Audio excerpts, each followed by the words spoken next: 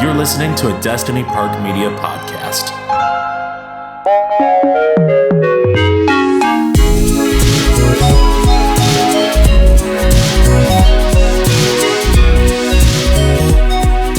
Oos.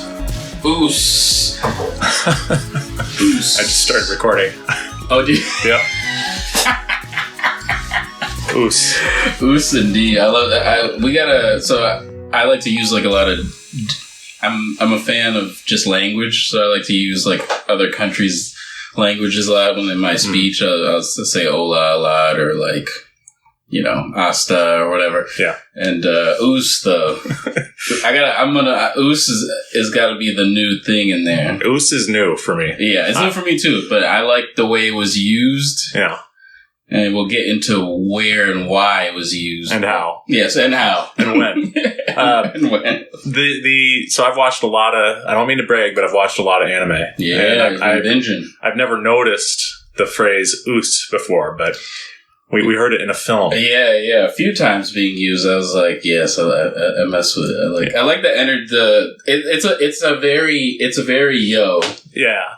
For Japan. To me, that's what it sounds like oos. I feel like it's chill, low key. Mm-hmm. And yeah, I dug it. Yeah. For sure. Definitely into it. This is a disclaimer. We're not going to be talking about pet sounds this week. Yes, that'll be in the future. In the near future. There was an emergency. Emergency pod. And the emergency was I finished Hajime No Ippo. Oh. And Jallah and First season. Yes, sorry. It's not finished. The fighting. Yes, the fight.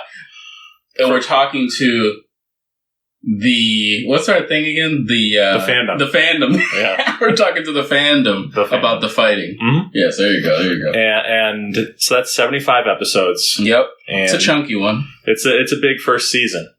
Yeah, I mean, obviously, outside of like the multi-long seasonal animes such as, you know, Naruto and what else? Obviously, Dragon Ball is one of these long ongoing series. But yeah, this is kind of like in between that. Like, It's not a short mini series where like it's over after 26 episodes. So this one has that first season, which is a big.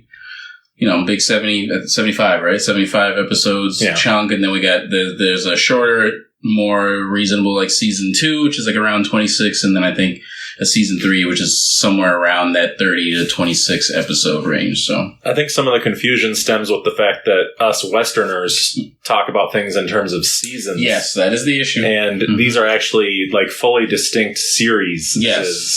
Series. Sorry, I fell asleep for a second. So there's Hajime no Ippo, the fighting, and then is it like New Rising or something? Yeah. The season 2 is it's called Rising. Okay. And then the third season, I believe, is called let's see. Actually, no. I think the second season is New Challengers. Oh, okay. The third one is Rising. I'm going to double check that just real quick. Ippo seasons. Just out of curiosity. Okay, so, yes. So the second season is New Challenger. Third season is Rising. Mm-hmm. So I'm on Rising right now. But yeah, the fighting, though, we got to talk about season 1. The fighting is, I think it's still a standout to me. I'm almost actually done with the third season, but I've watched through those 3, and I really, the first season always stands out. I guess, you know, it's an origin story thing that really gets me, and like you kind of follow this kid as he's, you know, growing into becoming a boxer, and obviously you get the love of the sport, you get the multi-challenges that we'll go over. You get some friendships in there. Actually, a decent amount of friendships. Good friendships. Think about it. That's one of my favorite things about the show is that they do, in their own way, these gruff fellow boxers at the gym. Mm-hmm.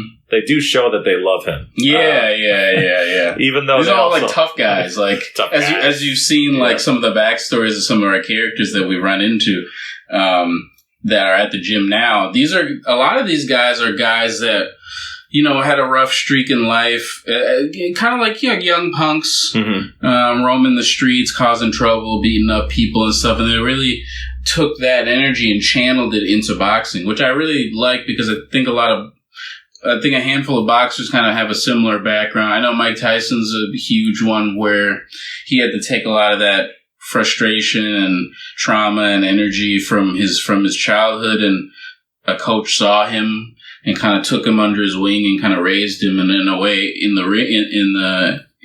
as a professional boxer, but also as kind of like a mentor, father figure type character for him. And I feel like a lot of the characters in the show, aside from Ippo, Ippo has his own backstory. Mm-hmm. They get into it more in the later seasons of kind of like where his stuff comes from. But he's he's more a cute, quaint kid, helping his mom and stuff like that. So he's not really he's not really one of those bad guy like type characters. Mm. Yeah.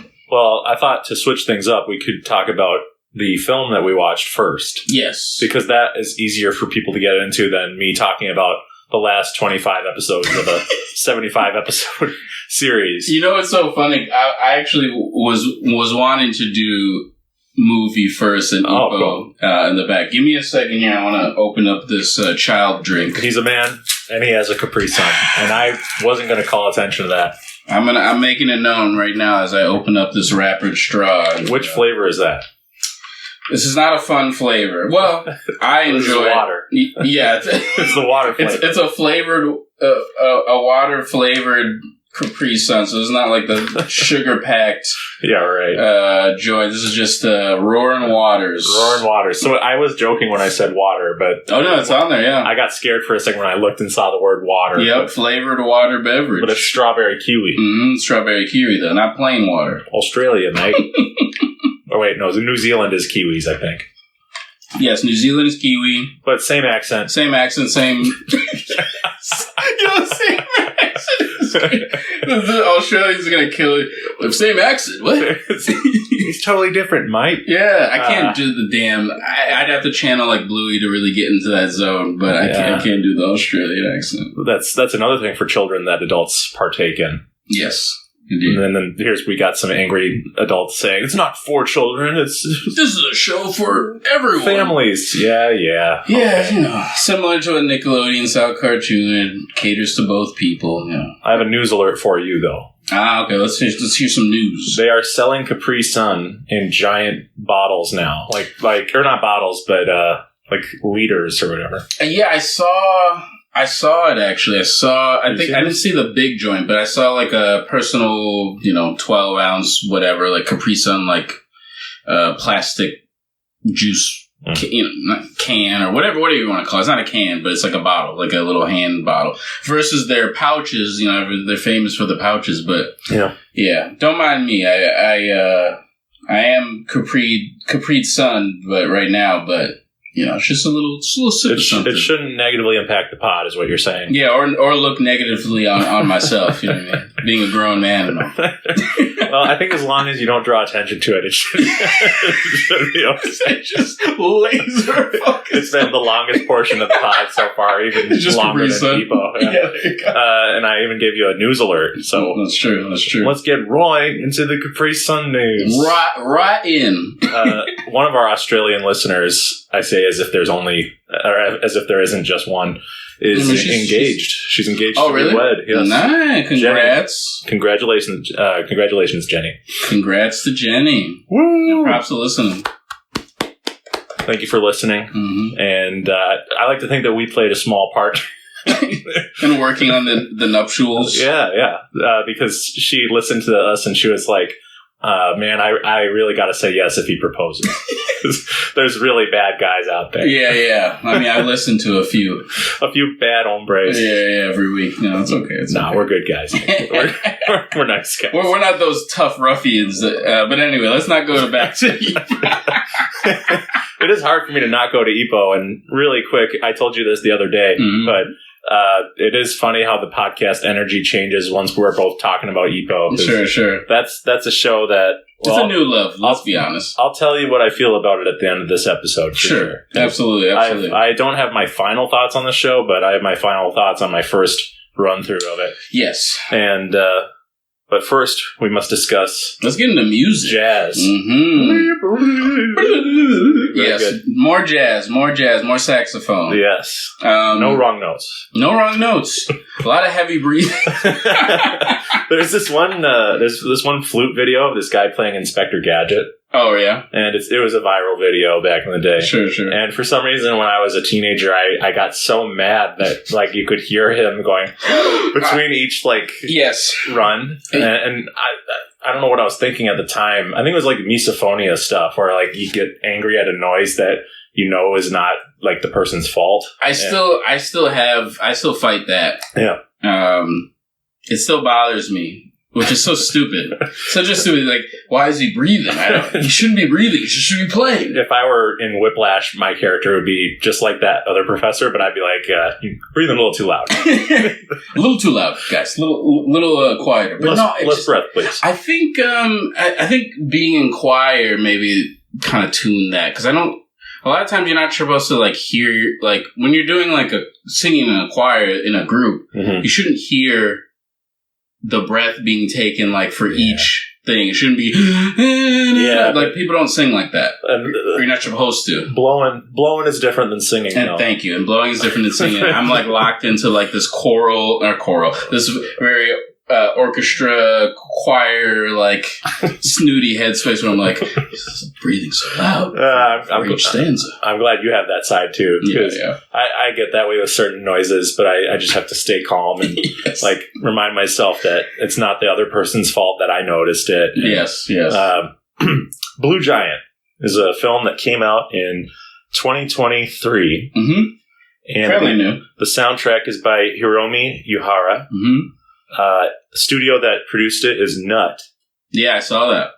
And there was a bunch of different animation studios that helped out with it. Yeah, there's a lot of different animations kind of going on in the show. In the movie. Film. Yes, the film. The film. I noticed I called it a film and not a movie. I know. Because I'm such a plebe. Movies are actually just talkies. You know, that's another word for them. Ah, yeah, talkies. You don't call... Oh, you want some talkies? I hate those. Do you hate talkies? I tried them once, wasn't a huge fan. Okay. I wasn't a huge fan of it. I think the texture is too... This sucks. You're a big talkie guy?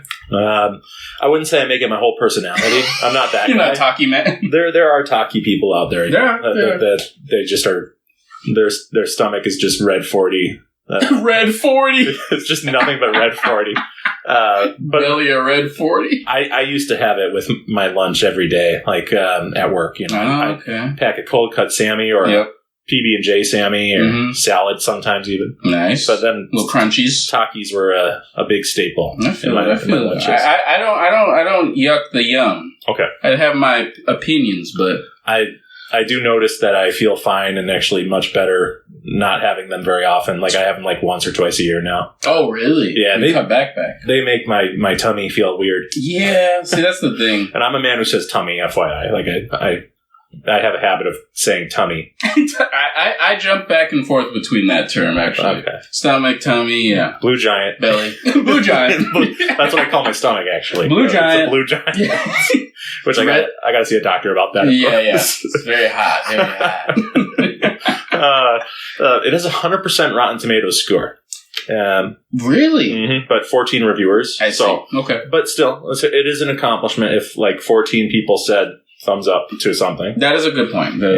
But I do think that Rotten Tomatoes can be overblown if people say, hey, this has 100% on Rotten Tomatoes, and then there's like 10 reviews. Right, it's a little slim, but that is an accomplishment. I would say, it's a fun factoid. Absolutely, for the movie, I think, or excuse me, for the film, I should say, for the anime. The anime film, particularly. So this is an anime about we've done anime about sports. Yep. We've done anime about the Monkey Warriors. Monkey Warriors, yep. We've done a little romance here and there. We have, yep. But we've never done a music anime. Yeah, that's actually really true. And like I said, this came to me because I found the manga while I was looking for Berserk, new Berserk book.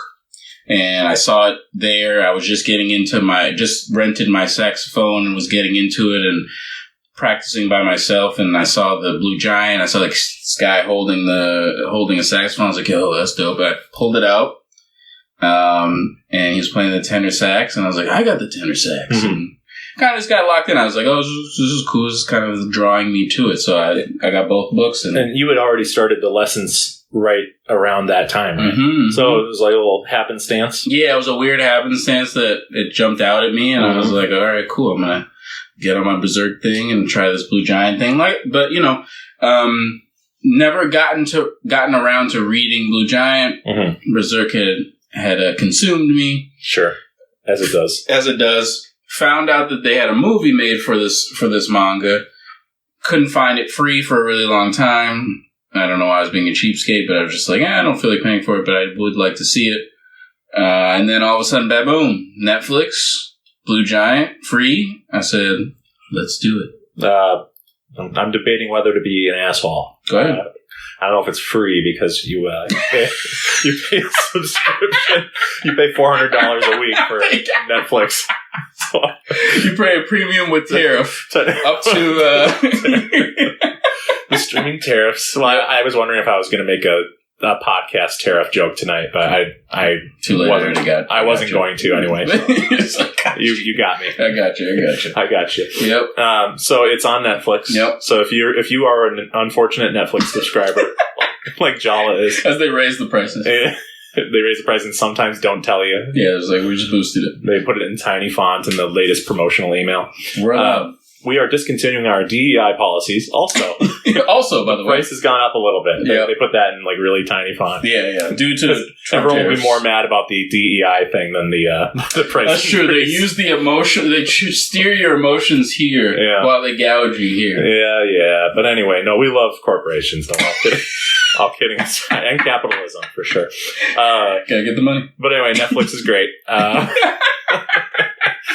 So this is I'll say the plot of the movie because I'm new to the franchise. Actually, you said you didn't read the manga. But no, I didn't. But you've actually watched the movie before me. So yes, I did. This was your second watch. So I'm glad I watched it a second time. Yeah, that's good. It was good. That's good. So this is a story about Dai, and through montage at the beginning of the film, we see him practicing the tenor saxophone and developing his skills over, I believe it's like a 3-year period.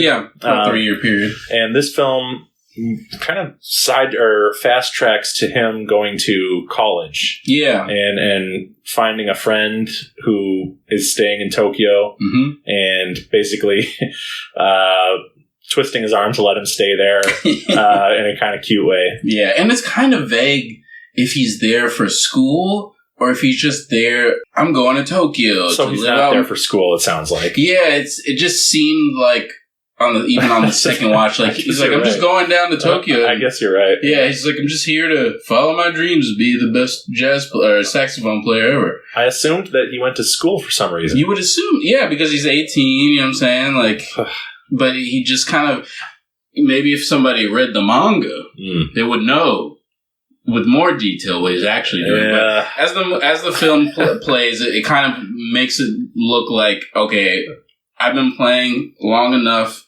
I feel like I can be the best. I'm going to go to Tokyo and prove it. And he goes there because his friend is there. And he's like, I'm going to stay with you and just practice just for a week. Yeah. I'll find a job. A week becomes 2 and then 3, 4. And he pays rent, though. So he does. He gets a job. He pays rent. He plays sax at night under the bridge. And as events unfold, he does practice out in the cold, under a bridge, outside when he can. Yeah. Oh, dude, we have to watch. I may do something silly and have us watch a stupid video where it's a guy playing saxophone and a sort of gremlin-looking man says, "You're no talent. You're nothing." And he basically destroys the guy for playing really bad horn outside in a area that's supposed to be quiet and respectful. This is gonna dissuade me because I want to play sax outside in like a empty field, unburdened. By the way, though, being a music person, wouldn't playing outside like the sound? You know how like room gives like acousticness to like sound? Wouldn't it, if you're playing outside, like you would get like none of that? I feel like it would sound much worse no matter what you did. Thank you. Playing outside. Yeah. Unamplified, untreated sound. Yeah. So, interesting choice. But for him, I think it's a physical thing. He's working on his lung capacity. He's working on his breath control. And conditions, because playing live, as you and I have talked about, recording and playing live, those are totally different conditions than when you're practicing by yourself. And so I think it's actually a smart way to practice, but it's not really a good way to hear how you sound. Right. It's just the physical act of, even in adverse situations, I'm still playing and hitting the right notes. Right, and he's developing his feel for the instrument. There's two other characters besides Dai. There is I'm not going to remember their names. Yeah. But there's the piano player who is very gifted, very technically sound, and then the drummer for their trio is actually the gentleman that he insists upon himself or whatever, and forces him. Doesn't really force him, but it's that like this bum shows up to your door and. I mean bum in like a goofy way. Sure. Traditional sense. Yeah, sorry.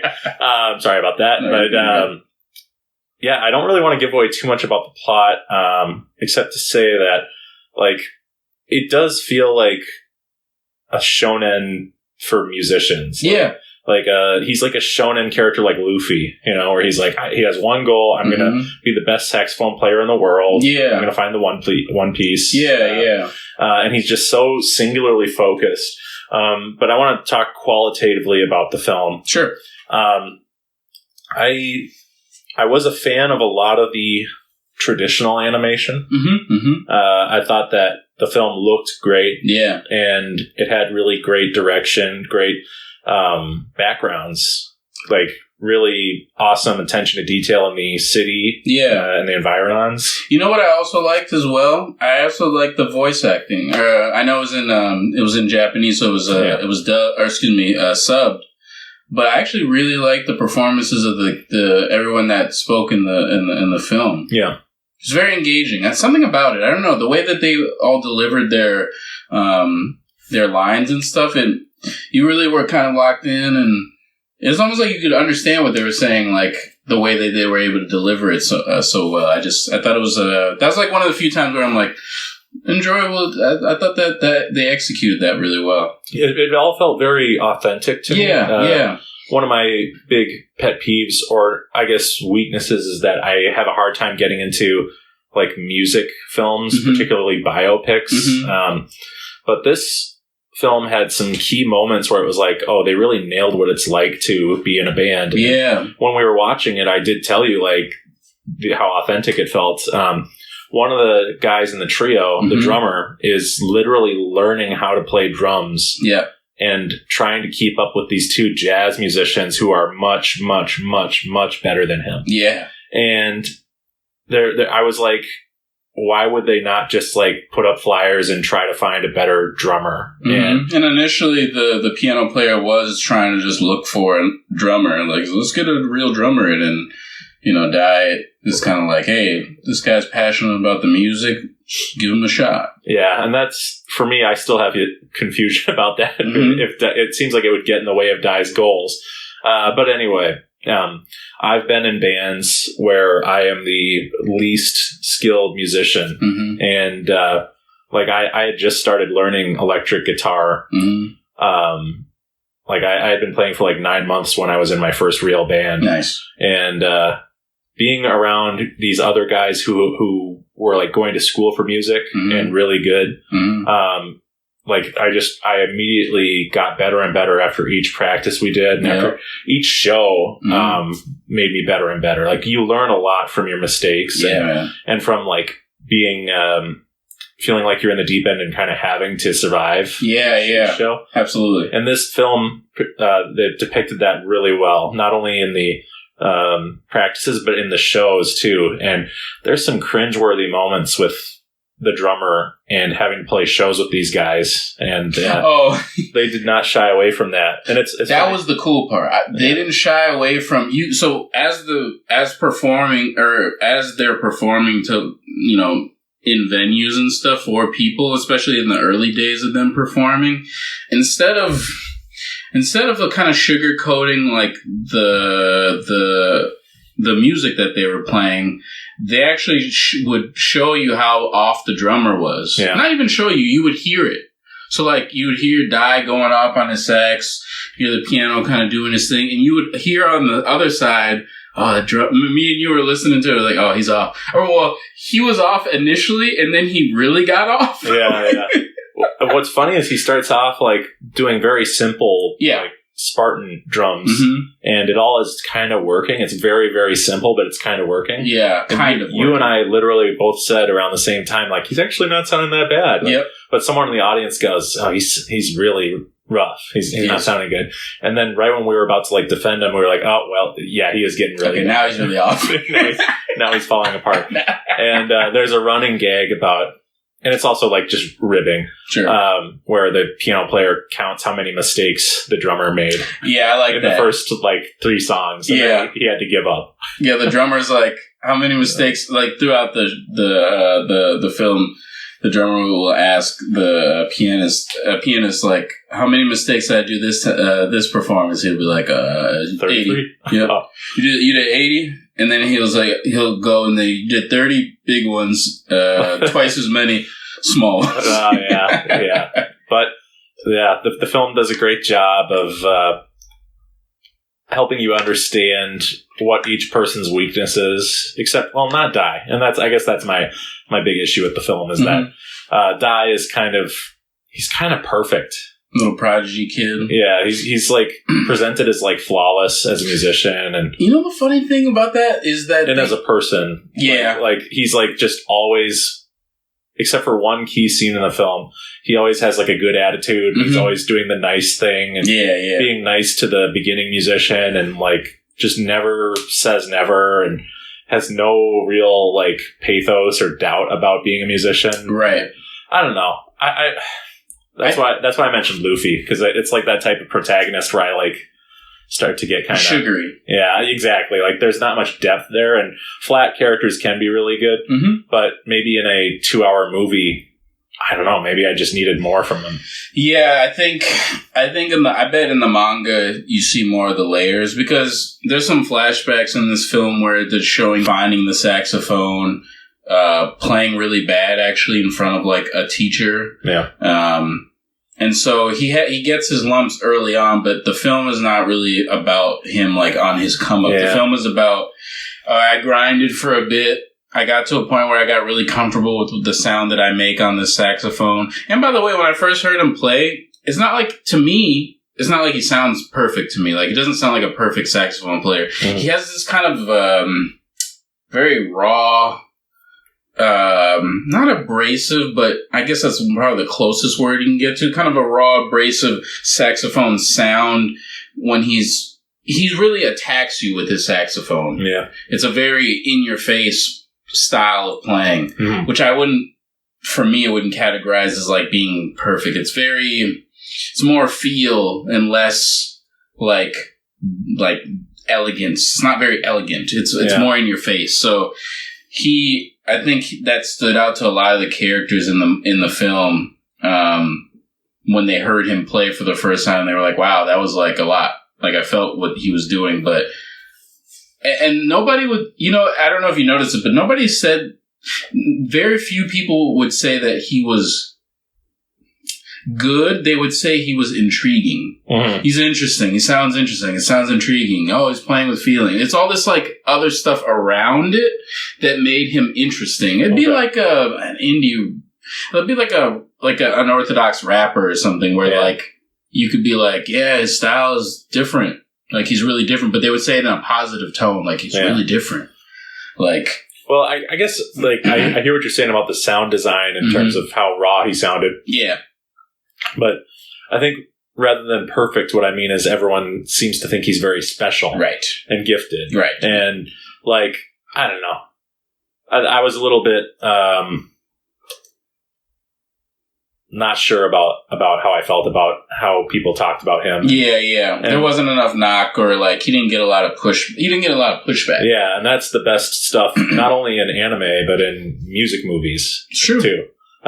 You know who did get pushback though? Yeah, but we don't want to spoil too much of the film. Of course not. For the little fans. Of course not. But there is definitely some pushback, and my favorite character in the film is the drummer, because he has to learn. He has to learn while being in a jazz trio, and he also is like, he falls in love with jazz. So we have one character who actually has like a real awakening, big arc. Yeah, that's cool. There's a device throughout the film where it has interviews with people like after this movie takes place. Yeah, and that's cute, but it kind of took away some of the tension for me when I found out one of the characters, I'll just say, wasn't in the band anymore. Right. Like, they did an interview with him where he's like, yeah, I still remember when we started out. Yeah, and for me, that's like if you took Stand By Me. You ever seen that movie? I believe so. And there's a twist at the end of the movie, or not a twist, but just kind of a shocking line when you find out that one of the characters died.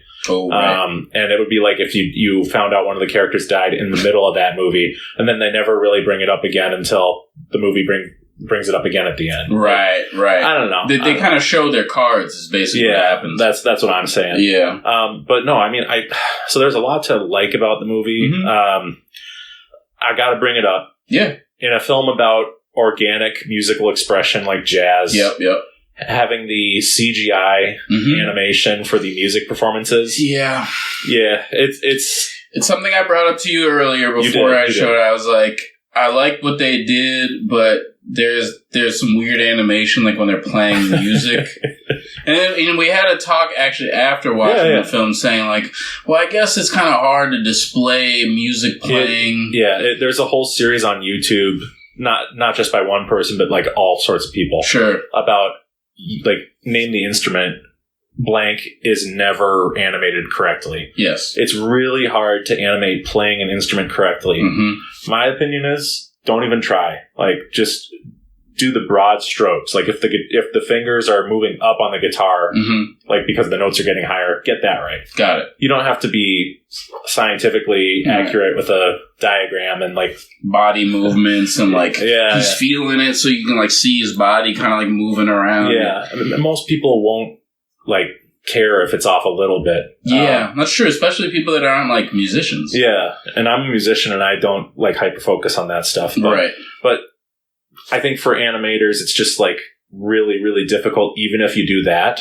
Yeah, and they found a shortcut, which is, and I'm not even saying shortcut dismissively. No, just like an actual like way around it. So for the music scenes, they used a combination of CGI, rotoscoping, and like, what was the third thing? There was a third thing.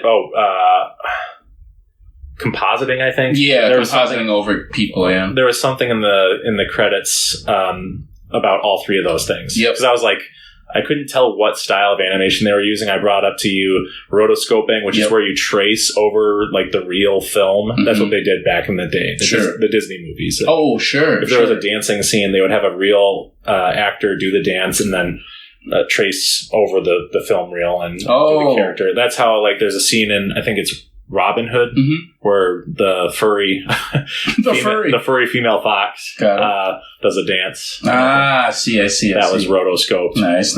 But any hoot. Enough of that. And animal pun. Hoot. Any hoot. Good times. No, so my point isn't to like bash it, but it's just a style of animation that is... It's a choice. I don't like it. And it reminded me of that Gamera movie I showed you the other day. Yes. Where the animation is super choppy. And the frame rate is so bizarre. Yeah, and like the shapes of their faces were off. And they looked so different from when they were like traditionally animated in the movie. Like, you know me, if it looks great, I don't care. Right. Dragon Ball Superhero is a 3D animated movie. Yep. And I didn't care at all because it looked great. No, it looked strong. It was super strong. And the performance scenes for this movie, they went through the effort of like all this technology. Yeah. And the piano playing still looked weird and off. And it makes the film sort of a jarring back and forth experience. Yeah, it's jarring when it's going back and forth between that live animation versus, and then they'll go back into just like regularly animated. Yeah, and there was one shot where they did have the traditional like face of the character pasted on top of the like CGI body. And it was so strange. It's such a weird description to give to people. Like, people were like, "What the hell are you talking about?" Like, it doesn't really happen that. It doesn't happen. Maybe it does happen kind of in the beginning of the movie. Not in the beginning, but like toward the beginning of the film where he plays for the pianist for the first time. I think it shows up there. Mm-hmm. But it's a little less jarring when it happens from that standpoint. And it looks worse when it's all three of them. Yeah, dude. When it's all three of them, it's just uncanny valley. Yeah, it's weird. They did a good job of when it was just Dai playing the sax. I believe that was usually like traditionally animated. They would do pieces of it, yeah. The intro was mostly traditional, I believe. Right. Like I remember seeing the mouthpiece and the spit. Mm-hmm. You know, they seem to really put in all the details. But anyway, I'm not here to bring up too many negative things about it. It was a choice that they made for the animation, for the playing of the music to.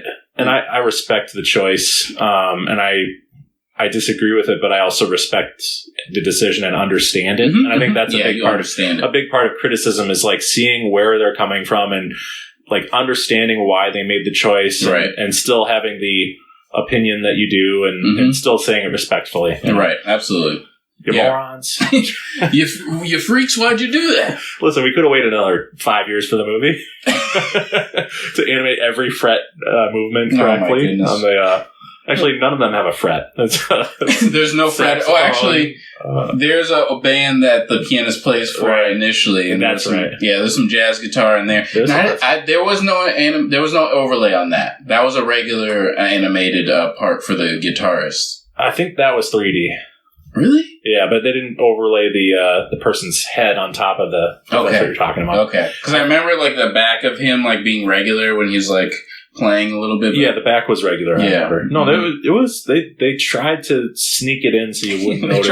They tried. I will say it's the first like depiction of animated guitar where I saw the like vibrato and bend of the guitar animated well. Oh, okay, cool. So cool. I was really optimistic about that aspect of the film at first. Cool. But and I think I mentioned that to you when we watched it. Mm-hmm. We watched it together, by the way. Yeah. We didn't make that clear. But it was a viewing party. It was the first Oculus Slide viewing party. Mm-hmm. Actually, no, we've had a few of those, I think. Yeah, here and there. But no, this had a more party atmosphere because you were having Popeye's chicken. Just munching on some fried chicken. And I was just watching you eat it. Yeah, I was just like, look at this guy. And I said, listen, man, I already brushed and flossed. So like this is torture. This is torture. Yeah, just a heathen just eating in front of somebody. No, you did apologize several times for it. You're like, sorry for eating in front of you. Yeah, this is weird. I'm like, that's good. It's okay. It's fine. Is that the pickle chicken?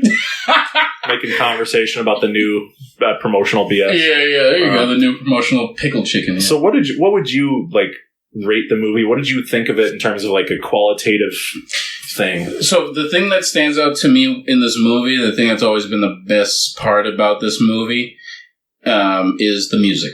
I love the music. I love the playing. Mm-hmm. I love the execution of. I still need to look up who was actually playing these instruments, for each. That would be cool. Yeah, I want to know who's the real saxophone player as Dai, and obviously I can look some of the stuff up, and I will. Who's the piano player who's playing these solos? Yeah. Who's funny enough, the drummer is a beginner, so like maybe it's a professional pretending to sounds good at being amateur. Yeah. It's like, it does take skill. Yeah, no, it does. I mean, I'm sure. If an amateur got behind the kit trying to sound like an amateur, they would somehow mess it up. Yeah, it wouldn't be right. It's like, this is a little too bad. They start out amazing. It's like a child playing. The director says, "Fuck, this is fucking horrible." Yeah. But no, the music has always stood out to me, and that's what I think is the best thing about the film. Agree. Yeah. I would say the second best thing about the film is the, I would say probably the voice acting. For the voice acting was very realistic and really cool. Mm-hmm. Oos. Oos. That's from when they've just had their first practice together, and it didn't go well. And the drummer leaves before him because they have to have the talk. I've had this talk with other musicians where someone auditioned to be part of the band and it did not go well. Mm-hmm. It's a horrible feeling to have to realize that they shouldn't be in the band. Right. But Dai, the saxophone player, gets home after the drummer.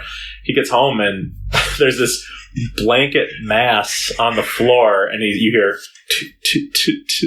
and you hear him practicing under the blanket, and Dai lifts the blanket up, and the guy just looks super focused and doesn't even look up at him, I don't think, with his eyes, but he goes, oos. Oos. he's locking in, and it does show how much he wants to be in the band. Yeah, by the way, translation, he's just, the way it's translated on the subtitle is just, I think he said hi. Yeah. So like I said, it's like a yo, lifts it up, oosh, this is hi.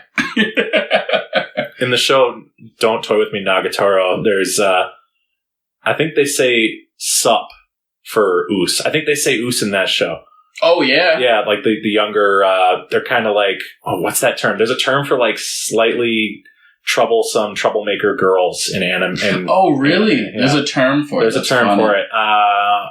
What's the term? Damn, I don't remember. It'll come to you. Yeah. It'll come to me tomorrow, and I'll text you. I got it. And I'll say, sorry for texting you so much. Right. But that was actually me yesterday. I apologize to Jallah for texting him so much. This is not very Ippo coded. Yeah, it was very Ippo, yeah. Sorry for texting you so much, by the way. Very Ippo. Not to go back to Ippo, but I did like when Kumi actually called him for some reason. She was kind of worried about something. And he gets the stones to ask her out. Would you like to go do something sometime? Horrible, timid way to ask someone out. And then he says, only if you're really bored or something and you don't have anything else going on. Oh, Ippo. I know. He's young though. He's 18. Yeah. I understand it. Someone's gotta teach this kid. But I just love that he literally says that line. When I was younger, people would warn me to not say that line, only if you're bored or... Oh, really? Oh, you got the heads up on that. Yeah. I had a Takamura in my life. No, good move. It's a good move. Listen, don't say it if you're bored, you fucking idiot. You assert yourself and let them know that you care about it. And also show you're strong by taking your shirt off. Yeah, or your pants. Yeah. By the way, Takamura would say that, but not in the timid way that I said it. You were scared. Why don't you just pull it? Yeah, Takamura. Just show your... and then they'll have the elephant sound. And then Ippo says, "You're so cruel." You're so... Yeah, is that his line? You're so cruel. Yeah, he always says, "You guys are so cruel. You're so cruel. I hate you guys." You guys are a bunch of jerks. Sweetie pie. Anyway, Sweetie pie. He's too pure for this world. Ippo. Yeah, Ippo-san. With a heavy fist. But who would win in a fight? No, I'm just kidding. Dai or Ippo. Dai would die. I think Dai is attacking him with the saxophone. It's a lot of that sound. But no, I think I enjoyed the film. It's not a perfect film. But for a music, I really like music films though. And you've seen Whiplash, right? Yes, I've seen. I didn't need to rewatch it because I think I've seen it very segmented when I saw it. Literally in my top 10. Oh yeah, I have nothing against jazz or jazz movies, of course. And I looked at on Letterboxd, and it has a great score on Letterboxd and a lot of great reviews. So yeah, I know that a lot of people really love the movie. I just think the music really stands out a lot, and maybe I'll put on the soundtrack at work tomorrow. Yeah, because they have a soundtrack. It's just that's what carries it. It's the passion for the music. Yeah, is a really big thing for me in this film too. Just the love for jazz, and then finding people that love it like that, and then also wanting to revitalize the genre. I think that's a really, really dope idea for a film or even a show to be this music is dying. This is my love. I'm gonna introduce it to the world, so people know jazz is it. That was a great conversation in the film, and I actually wish there was more of that. that's such a great conversation, and most filmmakers tend to like shy away from it. Yeah. Like in the film La La Land, Mm-hmm. like there's talk about Sebastian is like a traditionalist and hates that John Legend, I don't know the character's name. Sure. But John Legend's character is basically making like really poppy, current sounding like pop music that's got jazz influences in it. Yes, yes. And he's presented as like almost a villain character in the film. Jazz. But then pop. the John Legend character does say like, listen, like jazz labels are dying. Like everyone can't keep doing the same thing over and over. We're trying to be contemporary, but also respect the past. Yeah, yeah. But the conversation ends there, and the film goes back to being about star-crossed lovers, and as it should, because that's the main story of the film. Right. But I want to like watch a debate about like whether jazz should stay respectful of the traditions or find a way to move forward, and because I've actually I did a report on jazz in college. Oh yeah, I actually was pretty proud of. So. Oh, cool. That's dope. I didn't know that. And a lot of really sad deaths. Oh, yeah. Oh, yeah. But you think the hip-hop scene is tough. Whew. No, I mean, hip-hop is out of the birth of, jazz and blues. And, that's a whole other conversation that I could touch on just for a tiny bit since we're talking about it. Hip-hop kind of came out of, I think, one reason that hip-hop came about was the removal of music in the curriculum and people having access to instruments and things like that.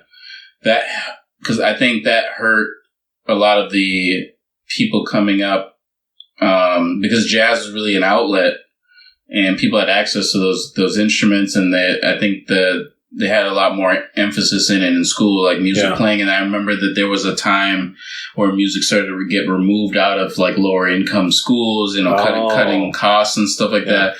Hurts the, impoverished areas. So when you remove that from a population that's a very musically inclined population, you remove the instruments, what do you create out of that? You come up with something. The Black community is one of the best at, lemons to lemonade. So you remove the music, you remove our brilliance out of one space, and then we're forced to craft and create something new. Yeah. And, disco to hip hop, coming at people, hooking up speakers and playing music loudly, and microphone controllers or like MCs that would run parties and things like that. They started to become kind of microphone controller controlling the crowd, and then it became like a thing like, I'm going to use my voice as an instrument. Since we don't have as many instruments, we don't have access to many instruments. This is a little bit of a loose theory of mine that I've heard. If people talk about it in a more like fact type way about this, but I think it's really easy to kind of follow that through line. I like it. You see, when we had the instruments, we were deep into jazz music and being part of bands, and we're even in rock, doing a lot of rock stuff. Oh yeah, rock. Yeah, everything to the black musicians. Yeah, blues and stuff. We were really in it, and then just check it out. Then once you get to the late 70s into the early 80s, where's all the people the black music that were playing guitar and playing saxophone? Where'd they go? That's a good through line you established there. And creative people, or I should say creativity, when you provide limits, sometimes it can flourish and become something new. Yes. And that's, when you think of beatboxing and stuff, like you're creating the creativity required to do that is so incredible. Yeah. And, I was just reading about how like the Disco Sucks campaign in the 70s and I think early 80s maybe. Sure. A lot of it is like racially based. Yeah. I didn't realize that until recently. So there's a lot of putting down of the music that tried to come out of, out of the lack of instrument playing and stuff like that.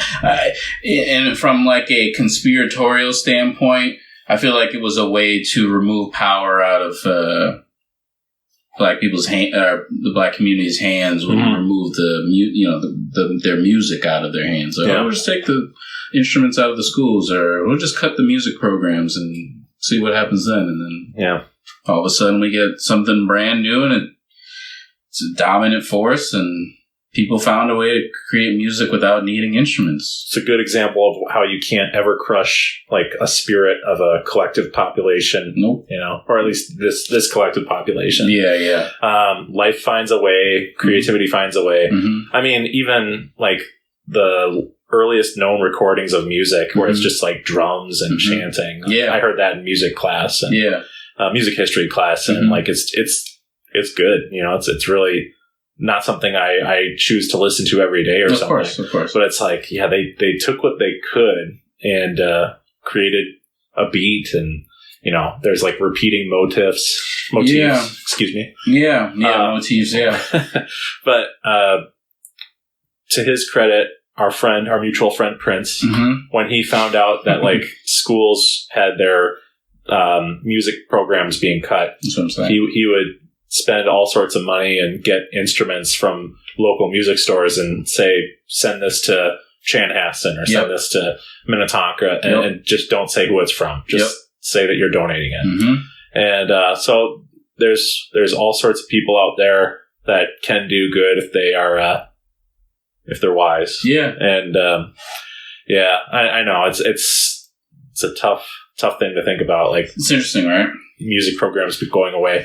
It's like we live in a world that art is deemed as, quote, non-essential, and it's devalued every day. And now it's even more devalued now than it was 10 years ago for all sorts of reasons. Sure. Like, obviously, the streamer culture doesn't help. Generative AI is really it's changed how people talk about illustrated art, and especially. Yeah. Even from a music standpoint, I don't know if you started to see, like, it seeped in. Like AI artists on Spotify? AI artists or, like, artists using AI to create their bodies of work and stuff like that. Well, I have not heard about that, to create their bodies of work, but I've seen... Yeah, Kanye has done it more recently. He wants to be like one. That must be the worst thing Kanye's done. Probably, but no, I'm just kidding. He wanted to be one of the first to jump on that before anybody else got on it. But I never listened to it. I just heard it. It's not worth listening. I'm not going to talk about Kanye. Yeah, it's okay. We don't need that. I only brought that up just because I know he did an AI related album. I didn't even know that. I've only heard about all the tweets. Yes, that's what I'm saying. Like he buries his He buries his own shit.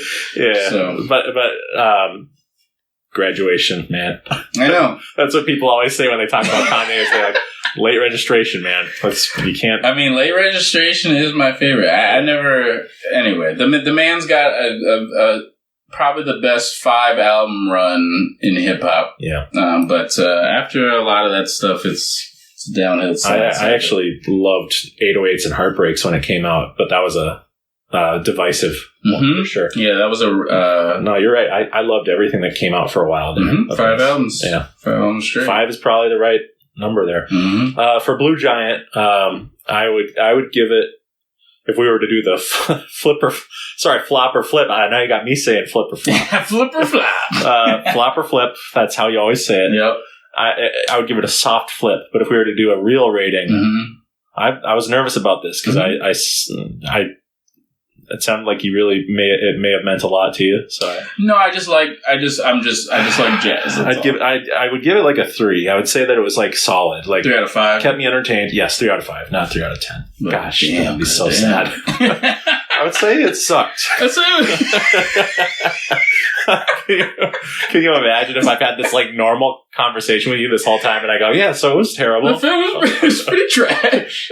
Well, I remember that as the film ended, you said strong, right? Yeah. It's just strong. But then if I thought it was a 3 out of 10, that'd be so sad. Right. It's like, that's all right. No, I think solid. It's definitely something that a lot of people love. And I have my own like biases that maybe affected how I viewed it, but I think I gave it a fair shot. No, I think 3 out of 5 is way more than fair. I'd probably be in the 3.5 out of 5 on the movie, and I can see why. Like, yeah, I'm not hating it by any means. I just thought it was just, it's a movie you can sit down, watch, and pay attention to pretty much the whole time. Yeah, and just like a solid ride. Yeah, it's a solid ride. I think the thing that obviously stops it from being like truly great is that the movie takes place kind of mid the journey.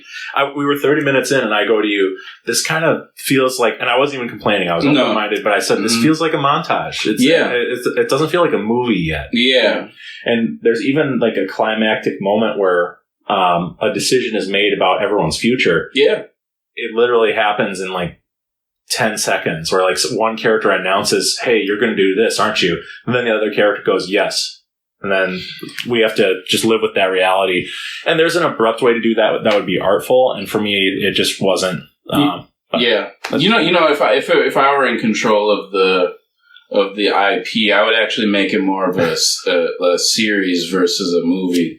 We are on the same page, man. Yeah, you can how beautiful you could build out just the Dai as a character.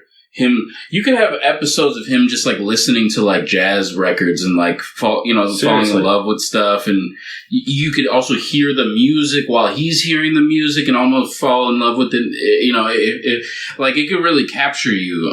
You could do 75 episodes of this. Yes, really good. All kidding aside, like you describing that gave me chills, and I felt the same thing. I on the drive over here, I was thinking I got to make sure to tell him like I am open to this story. Like I will read the manga if you say it's good. Yeah, I will give it a chance. Yeah, 100%. I'll try it because I feel like there is something great here. Yeah. But it's not the movie. Like the movie is like it's a stopgap. I found out that there's a Dangers in My Heart movie coming out that is going to be like a compilation of scenes from the show and then new scenes showing their future, the couple. Mm-hmm. And that pisses me off because it sounds like they're probably ending the show.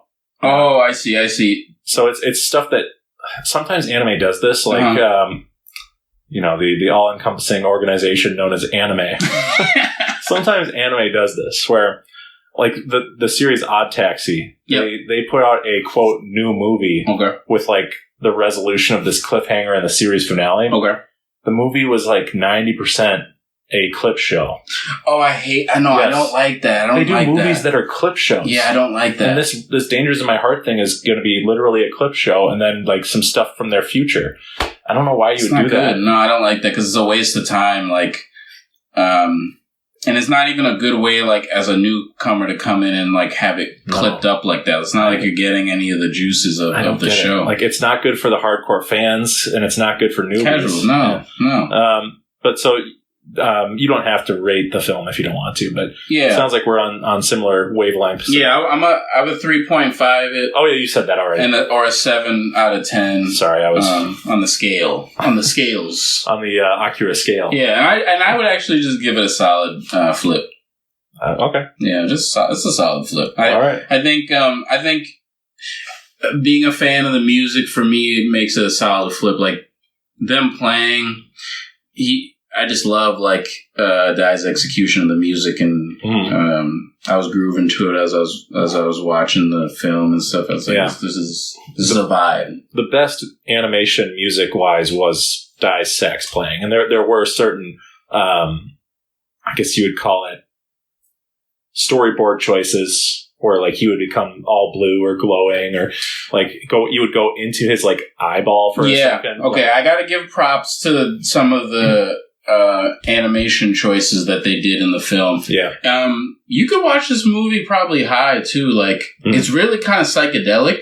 It is, yeah. There's a lot of really trippy psychedelic like animation. They use a couple different styles of animation. Like while it's playing, it gives like some chalk line fancy, so like against a black drop, and it's like white line. You know, like you get a couple different variation styles of animation while they're playing their instrument. When they're getting in the groove and like in their solo mode, they'll give you like montage. They'll give you real fine line animations of the player playing until they kind of like squeeze out, like stretch. Watching it like altered, I feel like, especially with the music. So you get the music piece and you get this trippy visual. That would really intensify, I feel like, what the film is doing. I think the film is really just there to kind of demonstrate this is how cool we can make this music sound and look. Yeah. Aside from some of the other choices they made. It would have, at the very least, the music would be more enjoyable, I think. Yes, yes. With that, getting high and chilling out on your couch. Or be tripping out like, yo. Die, look at him go, bro. Oos. Look at him go. Oos. Oos. I gotta check if the girls in Nagatoro say oos. Yeah. Oos. Yeah, report back on that. I will. I feel like they say that, but either way, they do say sup. That's how they translate it in the subtitles, is sup. No, I like oos. I'm gonna try to put that in my my vernacular or whatever. Nice. My use of languages, because it's fun. I like using different words. It's fun. Nice use of vernacular. Very good. Mm-hmm. Speaking of vernacular, it's time for the climactic discussion of Hajime No Ippo, The Fighting, which came out in 2007 and changed my life. Yeah. Changed my life. For real. 100%. Yeah. No, I to bury the lead, I've never felt as sad about a show ending that I felt sad about like weekly shows ending that I made appointment viewing for. Sure. You know what I mean? Like The Office or Scrubs. Yeah. I felt really sad about those shows ending, but I also knew it was their time for it to be ending. Right. Like, and it's different when it's a weekly appointment show versus like an anime that's been done for 20 something years. Yeah. You know what I mean? So, but for this, I don't know. When Kaiji was finished, I was like, that's a fantastic show. When I finished watching Kaiji. Sure. But this show being over, it's like part of me died like today watching that. Oh, right. So you finished it today. I finished, The Fighting. The champion, as it were. The champion, yes. Spoilers. If you are like on the fence about watching Hajime no Ippo, stop here. And if you care about watch the show, about the things that are going on with Ippo, watch all 75 episodes now. Yep, binge them now. Yep. It must be done. Report back. Yes, and feel free to text me about every scene you find funny or exciting, or because I got time.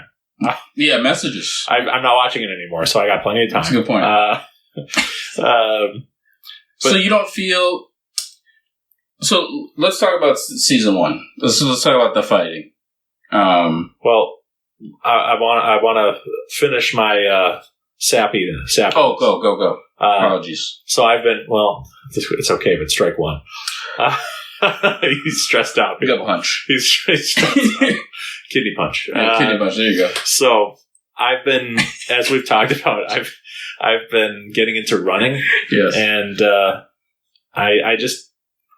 There was a period in 2023 where I tried to get back into running, and I say tried because I did let myself fall out of rhythm with it, and sure, I never got back to it, even though I knew it was healthy for me. And before I started watching Ippo, I was feeling the drive to get back out there. So it's not like the show gets all the credit. I would never say that. Sure, I would never say that. I would never give him the satisfaction, especially not Takamura-san. Or Sama, excuse me. Yeah, Sama. But I got to tell you, I really enjoyed seeing Kamigawa Gym. Yeah. Everyone working there getting stronger and stronger. And as I've gotten faster and faster and gotten better at running and felt my body get, like I'm in probably maybe not the best shape of my life physically, but the best mental and physical shape combined. So I have that going. That's and great. Like this is the genuine thing that I texted my friend who was also watching Hajime no Ippo. Oh, somebody's watching it as well? Yeah, my buddy Waylon. Nice. So we've been able to text about it. Oh, good.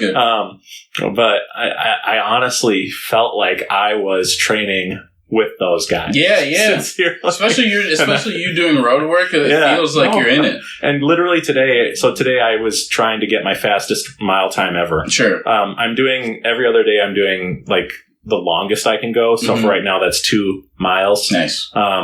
But once per week, in addition to those every other day things, I'm doing a speed test to see if I can get down to 8-minute mile. Okay. And my goal for today was to do 9 minute 30 seconds. And I, as soon as I hit start on my timer, like I just pushed it so hard. And several times throughout the run, I was like thinking about those moments when like a fighter is about to fall down. Yes. And they somehow are able to push through and access their legs. Yes, yes. Barely able to lift their arms up. Yes, and yes. I really wanted to get to 9 minute 30 seconds, but today I got to 9 minute 43 seconds. Ooh. Yeah. So, and I started out in like the 12 minute, like 26 second range, I think. So, you're right there. yeah, I'm so close. That's so dope. And there's part of me that when I was watching Ippo today, I was like thinking, God, if only I had pushed it as hard as Ippo is during this fight.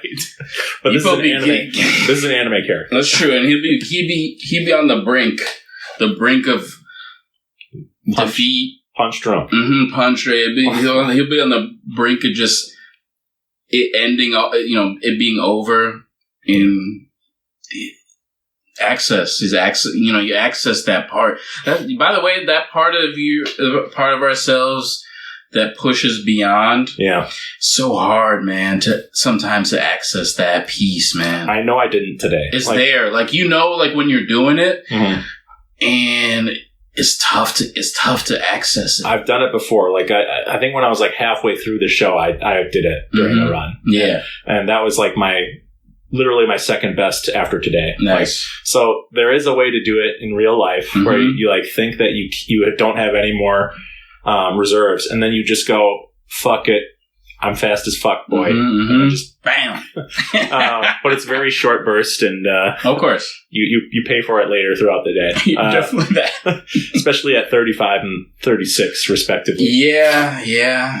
That is one of the weaknesses, but I try not to. I don't want to use it as my as like a crutch, because no, I feel like people are out there getting at it at all ages. 100%. They can do it. I can do it. You're doing it. Yeah. There's runners. I looked at a list of the average like mile times, and people are still running at like 90. It's crazy. Man. Very, very differently than they did when they were in their 20s. Of course. But that doesn't matter. It's about getting out there and getting your lungs going and your muscles. But anyway, I legitimately I felt like I was part of the team, which is cool. It's really cool. And there's part of me that goes like, I hope I remember the lessons of this show. Oh, sure. Moving forward. Sure. And I had one long break in this period where I started getting back to running, but it's okay to take breaks in life. Oh yeah, absolutely. There's a difference between a break and falling off. Right. Like there's some people who, like, let's say you were journaling every day for a period, and then you haven't done it in like a week, and you think it's too late to restart again. You're like, oh, it's already been too long. Like, just start again. Like it's okay. Like, if you miss a period, that isn't like, it's not the end of the world. Yeah. Which is great. But anyway, this final stretch of episodes that we're going to talk about is, if you don't want spoilers, I hope you already left. Yes. But leave now. But leave now and never come back. To quote Gollum. Never come back. And never come back. Sort of a Gollum thing to say. Oh yeah, fair. And he did say it. Smeagol. Smeagol, as I call him. It's about Ippo losing his first fight. Yep. Against Date. The featherweight champion. The old man, as it were. The old man who is younger than us. Yeah, he is younger. He is younger than us, and that's normal. Yep. And I think we should feel fine about that. Yeah, we absolutely should. Yeah. Absolutely. I don't think I look older than him, but that's fine. Yeah, he's a handsome looking guy. He's got a little bit of beard. Good looking guy. Doesn't look like a featherweight at all. No. Looks huge. Tall guy, yep. Or at least tall in comparison. But one of my minor complaints, so minor that I never brought it up on the podcast, was I felt like Ippo didn't lose enough. Yeah. He had this long streak of just like winning in the same way, which is coming back from behind and like getting knocked down and still getting up and just barely getting through. Yeah. And I was getting tired of it. Like, this show is not perfect. Yeah. But it has so much heart, and it is perfectly imperfect. Yes, it is that. And definitely is that. So that's why you can hear me saying, like, I was getting tired of it. And then, like, at the same time, I love the show. Yeah, absolutely. But when he goes up against Date, I didn't know he was going to lose. And yeah, I wasn't happy about it. I was actually... That was a gut punch as an audience member. It really was for me too. And the way he lost was so like they did the perfect subversion where they had the second main opening of the show, which, by the way, the third opening of Hajime no Ippo. So they did different openings for each 25 episode set of this season. Yeah, and you failed with an anime opening if they don't use it in the actual show, and they continue to use like the first opening or the second opening, and it never really becomes part of the show's legacy. Right. It's kind of tacked on. It's an instrumental opening that's like it's. I said it had like Adult Swim type of vibes. Yeah, you gotta have. I believe lyrics are important. In an anime opening. Yeah, I was wondering about that, if that's why I was unsatisfied with it. And I think no lyrics definitely hurts it. Yeah. But I think really the lack of like drive and emotionality is what hurts it a lot too. Like, it's a very, I don't know, it feels like a game. I was going to say, it also doesn't feel like boxing. It doesn't feel like boxing. If you know what I mean. No, I 100% know what you mean. It's a very like cynical sounding piece of music where it's like, it could work with something like Kaiji, which is about like Vegas, or not Vegas, but gambling and like slots and like stuff that's like trying your luck. Like this, you know what the show's opening is called? I wasn't making this connection. It's called Dice. Third opening is called Dice. That is so interesting. So it is like a gambling piece of music now that you think about it. Right? Yeah. But like, it also reminds me of like Trigun. Yeah. No, that's what I'm saying. Like the Adult Swim sort of like dark anime. Yeah, yeah. And Hajime no Ippo is many things, and it does delve into dark subjects occasionally, but it's a hopeful, like, sugary show. And triumphant, really. And it's positive. Because that's what you get out of the first two intros is very... You can hear the grind in the music. But also the I love the grind. Yeah. It motivates you to get out there and catch leaves. Yeah, and run sincerely. Like, it helped me like reformulate my opinion about exercise. Where it's like I kind of don't want to get out there, but I know as soon as I'm out there and I start feeling my lungs kick into the rhythm of running, like I start to love it. You know? Yeah, for sure. Like for sure. Once you're in your rhythm, you do start to love what used to be hard. Right. And this show for the first time we used film instead of show. Yeah, there you go. It helped me have a more positive attitude in general. But for sure. What was my point? Oh yeah, just that third opening doesn't really have a part in the show's long lasting legacy. Yeah, it doesn't resonate. Even the ending theme, which I made fun of a bit because it's like an 80s power ballad, this third season's ending theme. And I think they're singing in English. Which is a strange choice. Yeah.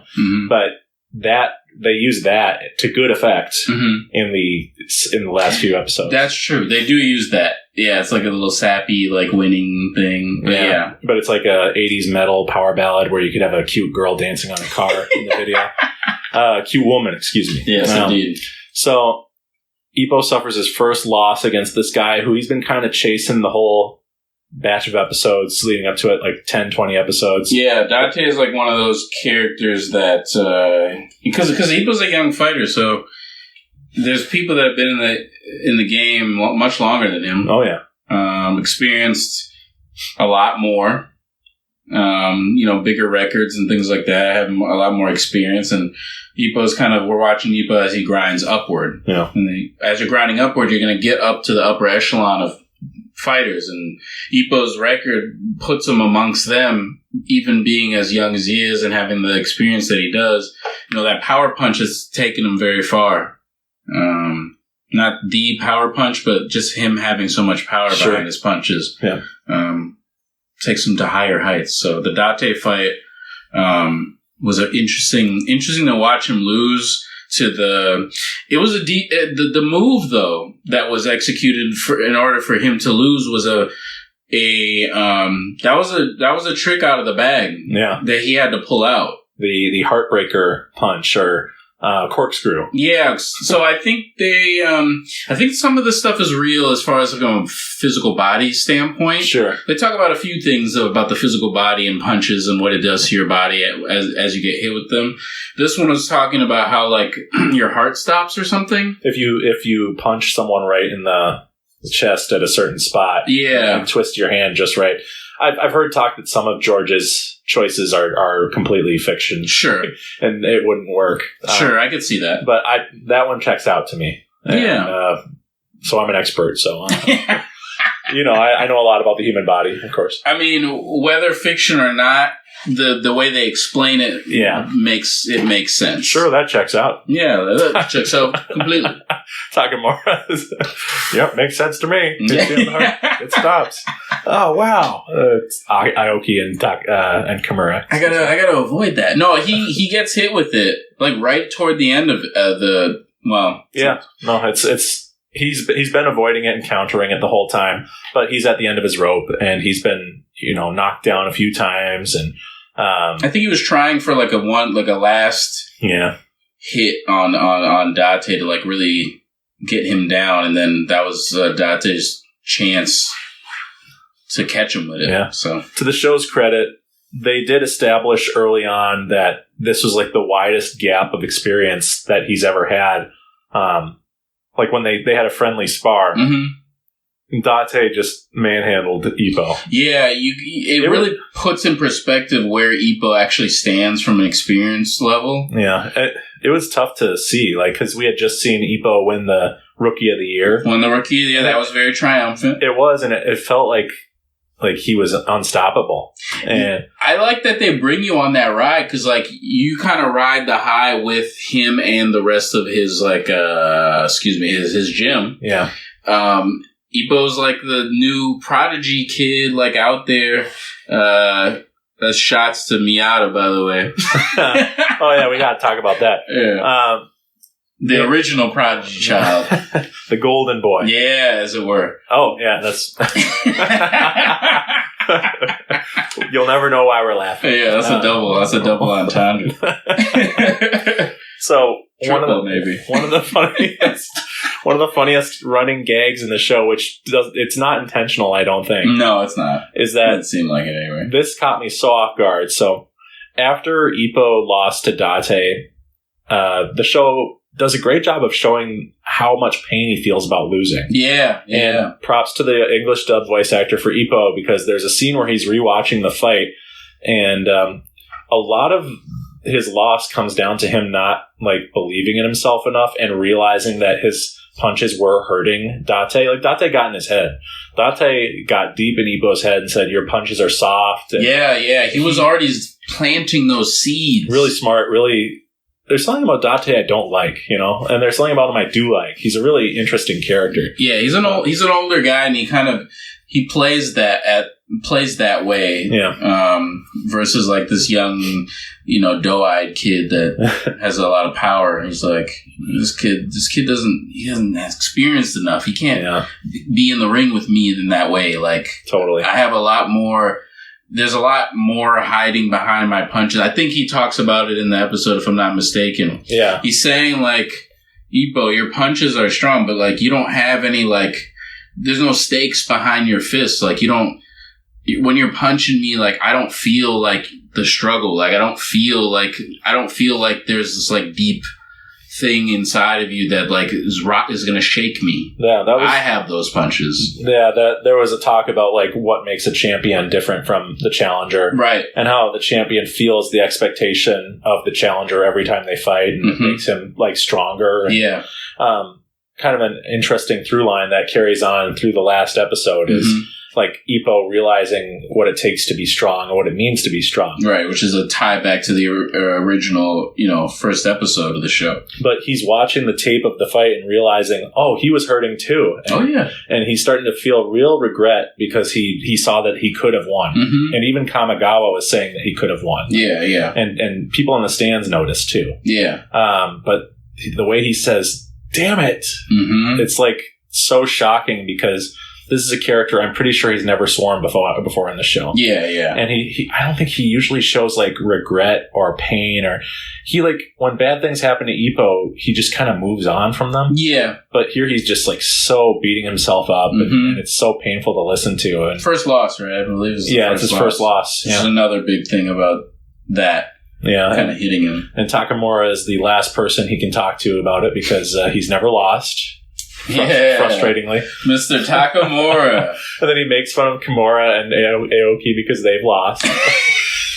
Such a bastard. He's great. I do love when he tries to be nice to Ippo about it, and then he just can't help but tease him. Yeah. Because he feels like Aoki and Kimura like saying, holy crap, he actually said something nice to him. Yeah. Yeah, he can't perform well under pressure, this Takamura guy. Yeah. But before I forget, I wanted to say, so we'll talk about why, but Ippo does make a full recovery from his yips he develops after losing his first fight. And he trains a long time afterward. 6 months, I want to say. Yeah. Maybe even more. No, yeah, it was like 6 months. Yeah. And eventually, he does run into Miyata again for the first time in like 30 episodes or something. Yeah. And they're watching the Vorg or Volg. I think the Japanese name is Volg. Yeah, Volg. And we'll talk about his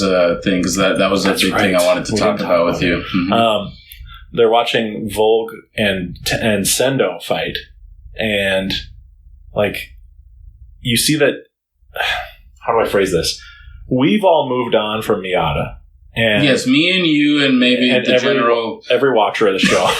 I'm serious, like everyone.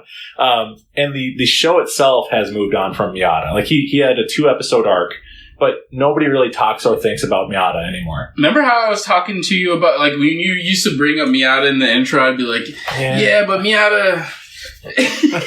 You would get kind of like he's cool. I think that's what I said. He's all right. I said he's all right boxer. You would say sometimes like I'm not too big on Miyata. Yeah.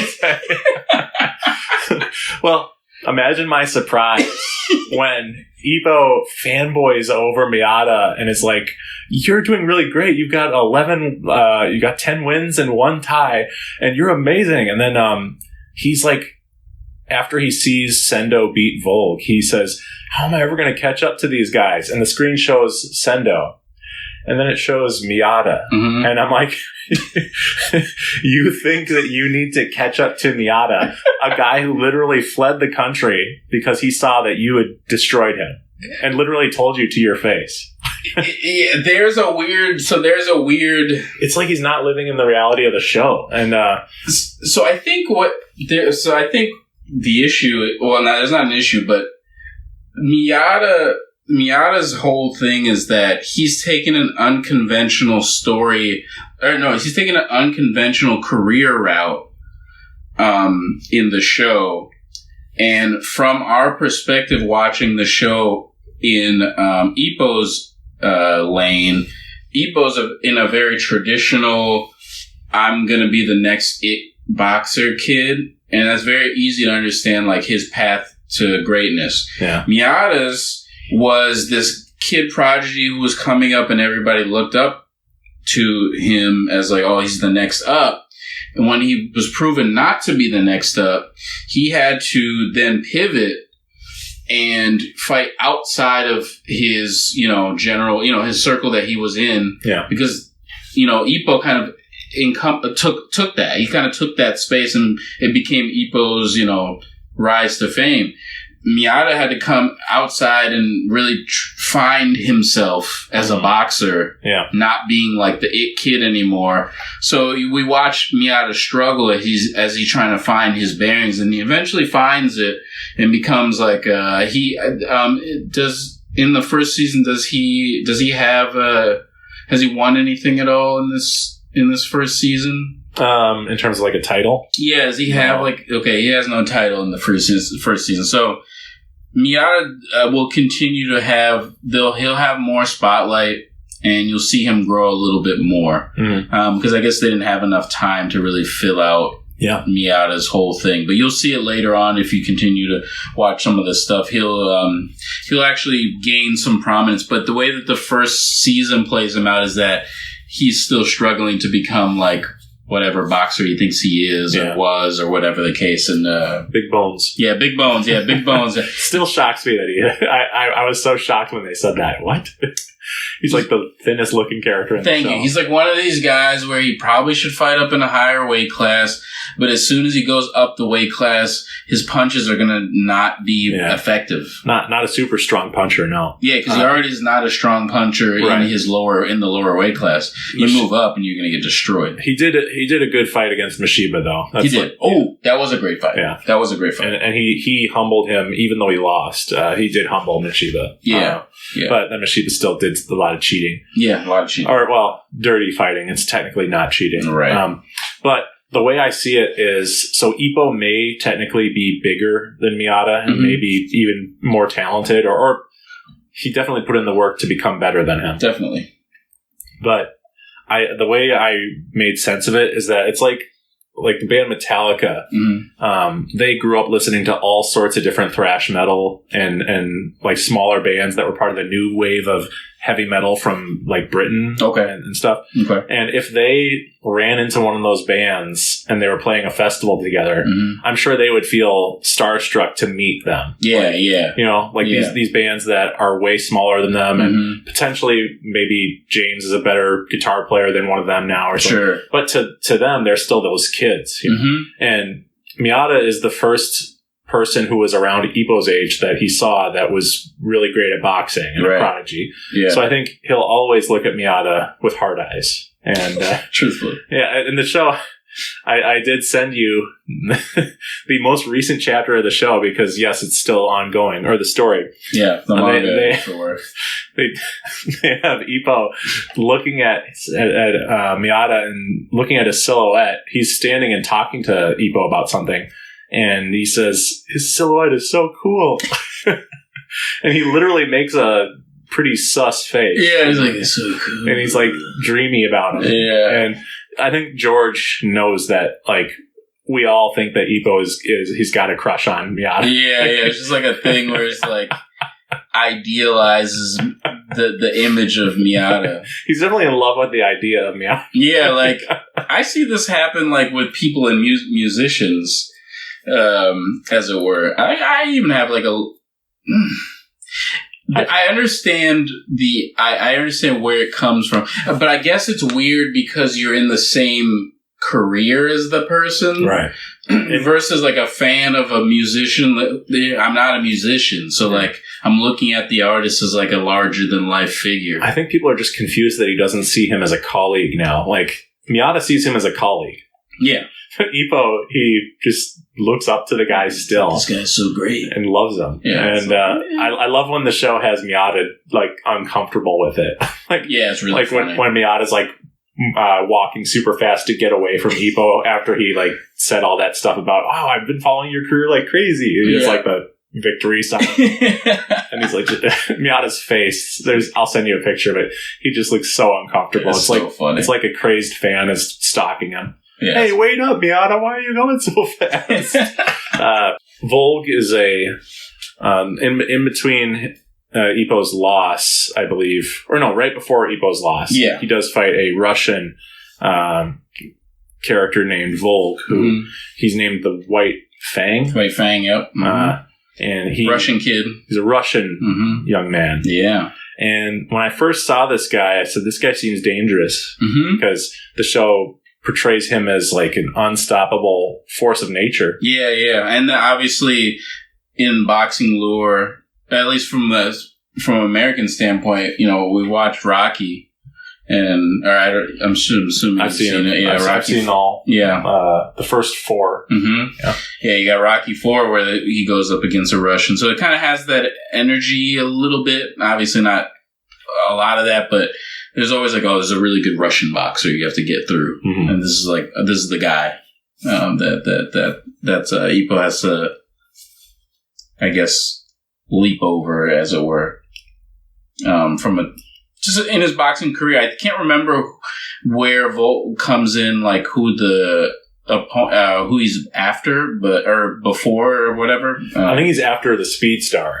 Yeah. Which Speed Star, he's cool. It was a solid enough adventure. Yeah, Ippo adventure. Yeah, it's like, this is a fast fighter. Ippo can figure out how to beat this guy. Yeah, he just he punches to the left and the guy's there, and he goes, "How does he know where I am?" And I'm sitting on the couch going, I think he's probably just able to hear you, or you can figure out that you're just kind of jumping around. You're just jumping around and moving. Your rhythm is so quote perfect that he knew when you would be popping up. Which that is a good weakness to exploit if someone like has the same rhythm every time. Mm-hmm. But I don't know how he couldn't figure that out. Anyway, he's a Speed Star though, and he's a speed it's sort of a Sonic character. Yeah, the women love him. Oh, they do. Yeah, they love him. But anyways, not as much as Hayami.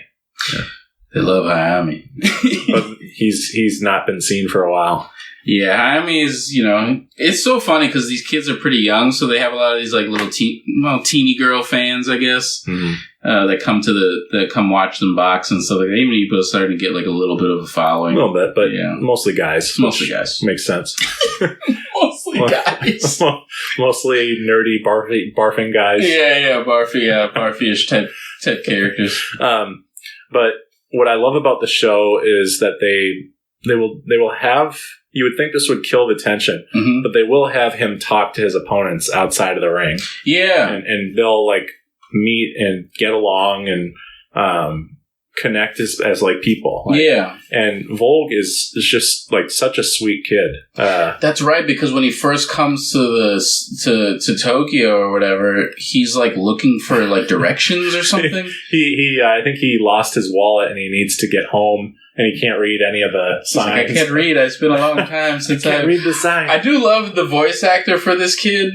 It's obviously not a real Russian accent. It doesn't sound like a real Russian accent, but he has this very cute way of like talking where he's like, "I'm lost," like that energy, kind of like foreign guy. I liked him in the slice of lifestyle scenes where Ippo and him are hanging out. Yeah. I wish the show could do more Ippo hanging out with these guys. I know it can't because it's a boxing show. Sure. But God, those two together, they're both such nice guys. And they really do occupy a similar space. They do, yeah. It's like Ozma, too. Ozma's a sweet guy. And I just wish we had time of them just like going to a movie or getting dinner. Or even just like watching films together. Yeah, what are you doing after this? Maybe we can... maybe we go get a drink. Yeah, it is so funny that Ippo like runs away from the guy and like basically they have this serious talk about like how neither of them is going to give up, and then he realizes oh shit, I forgot to help him because he was going to help him get home. Like he was going to pay for his train ticket, I think. That's right, because they had a really serious convo like before and that. Dramatically runs away, and then he has to run back, and you see Volk talking to all these different Japanese people. They're trying to help him get home. Please help me! I do not know. I do not know where I'm going. The way he's begging for help is so great. Yeah, it's great. Volk is great. Volk is great, and he does get a chance to fight the Great Sendo. Great Sendo. I don't know, man. Why do I hate Sendo? I don't know. I'm of two minds about Sendo. I like him when he does that thing where he's like self-effacing and he's like, sorry about that. Yeah. And he's fucked up because he's kind of a fuck-up character. Right. And he can be likable. Yeah. But, like, when he's itching to fight Makanouchi, that's the worst version of him. I get so annoyed at him when he's just bloodlusted and he can't shut up about fighting. And him just being like I think my thing also is like him just only being like a power puncher. Yeah. Is like, I mean, as I'm talking about Ippo, but Ippo is not just the power puncher. Ippo's half power and like half heart. Yeah. There's a lot of heart in there. And he respects the people who came before him. Yeah. And he respects the art of boxing. He's a student, so it's a lot of heart, and he's a student, and he's a very powerful puncher. Sendo is like just like this kid that hits really hard. Well, he used to be a brawler. Right. And he basically wants to be strong to take care of some of his daddy issues, you know? Right. Yes. Rest in peace. Yeah, exactly. I did imagine George. It's like the second to last episode of the whole series, or I should say the whole first season. Mm. And he's like, I'm starting to realize nobody wants Sendo to win. Haha, maybe I should think of a backstory. I don't want Sendo to win. Yeah, well, who would? I find him very he's just very like, he's not very layered. Maybe not. As a boxer either. But I think I like him as a foil for Ippo.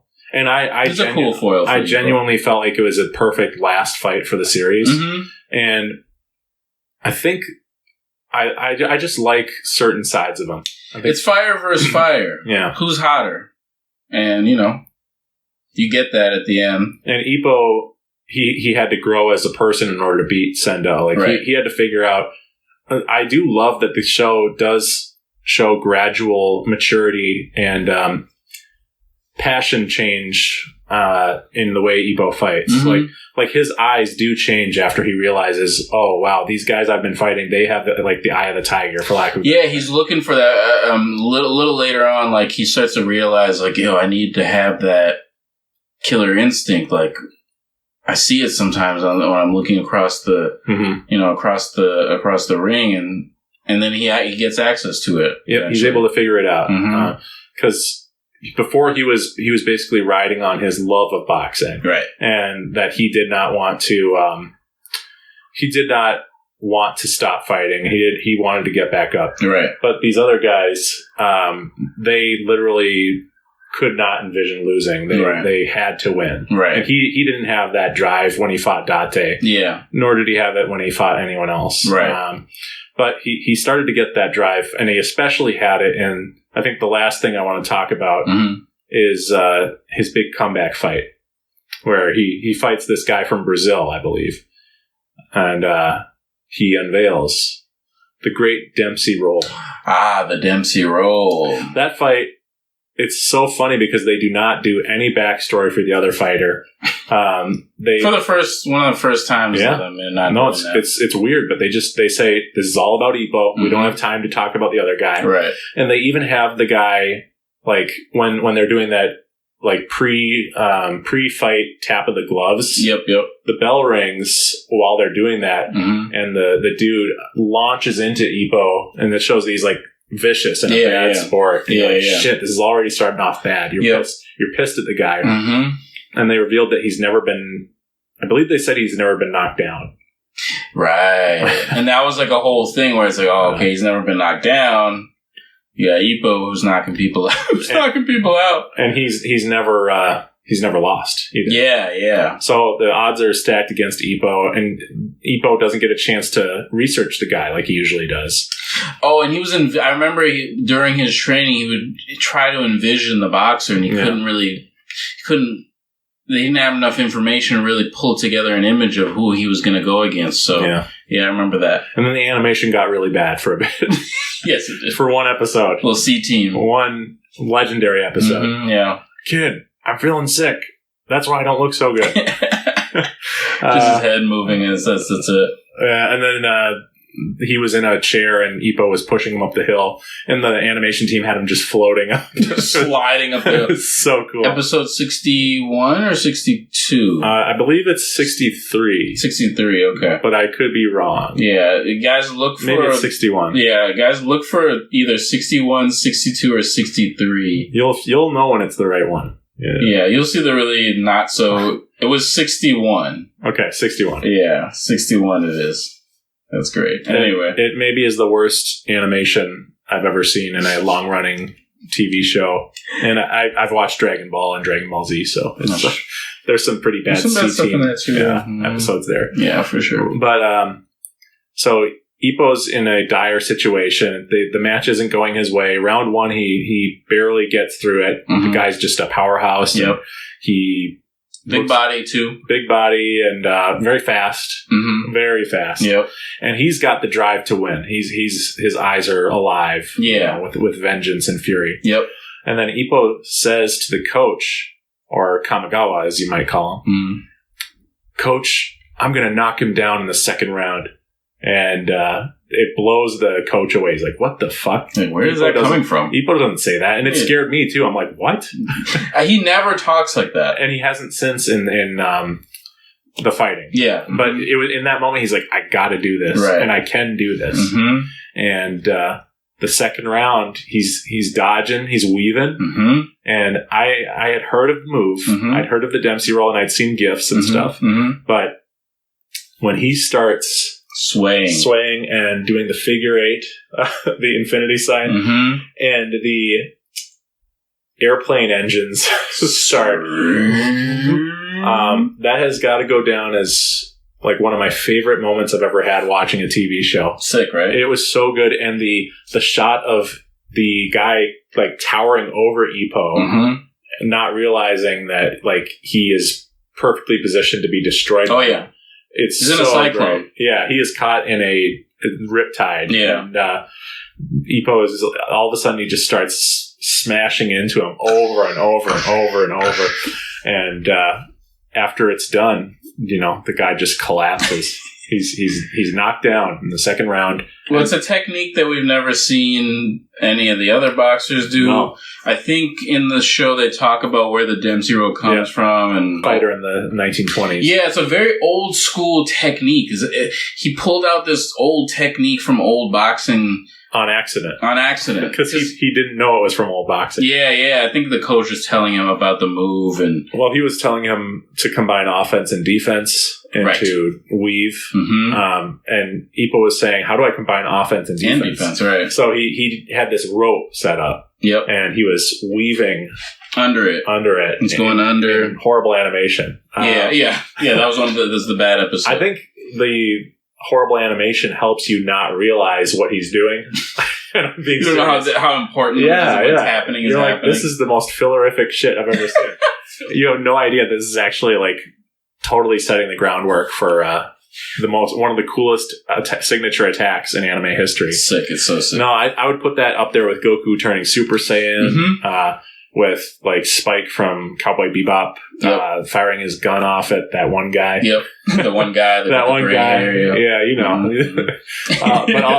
But vicious. all sorts of iconic anime moments. That's up there. Yeah, absolutely. And I really felt like it was a series finale when they had like all the build up for his final fight with Sendo.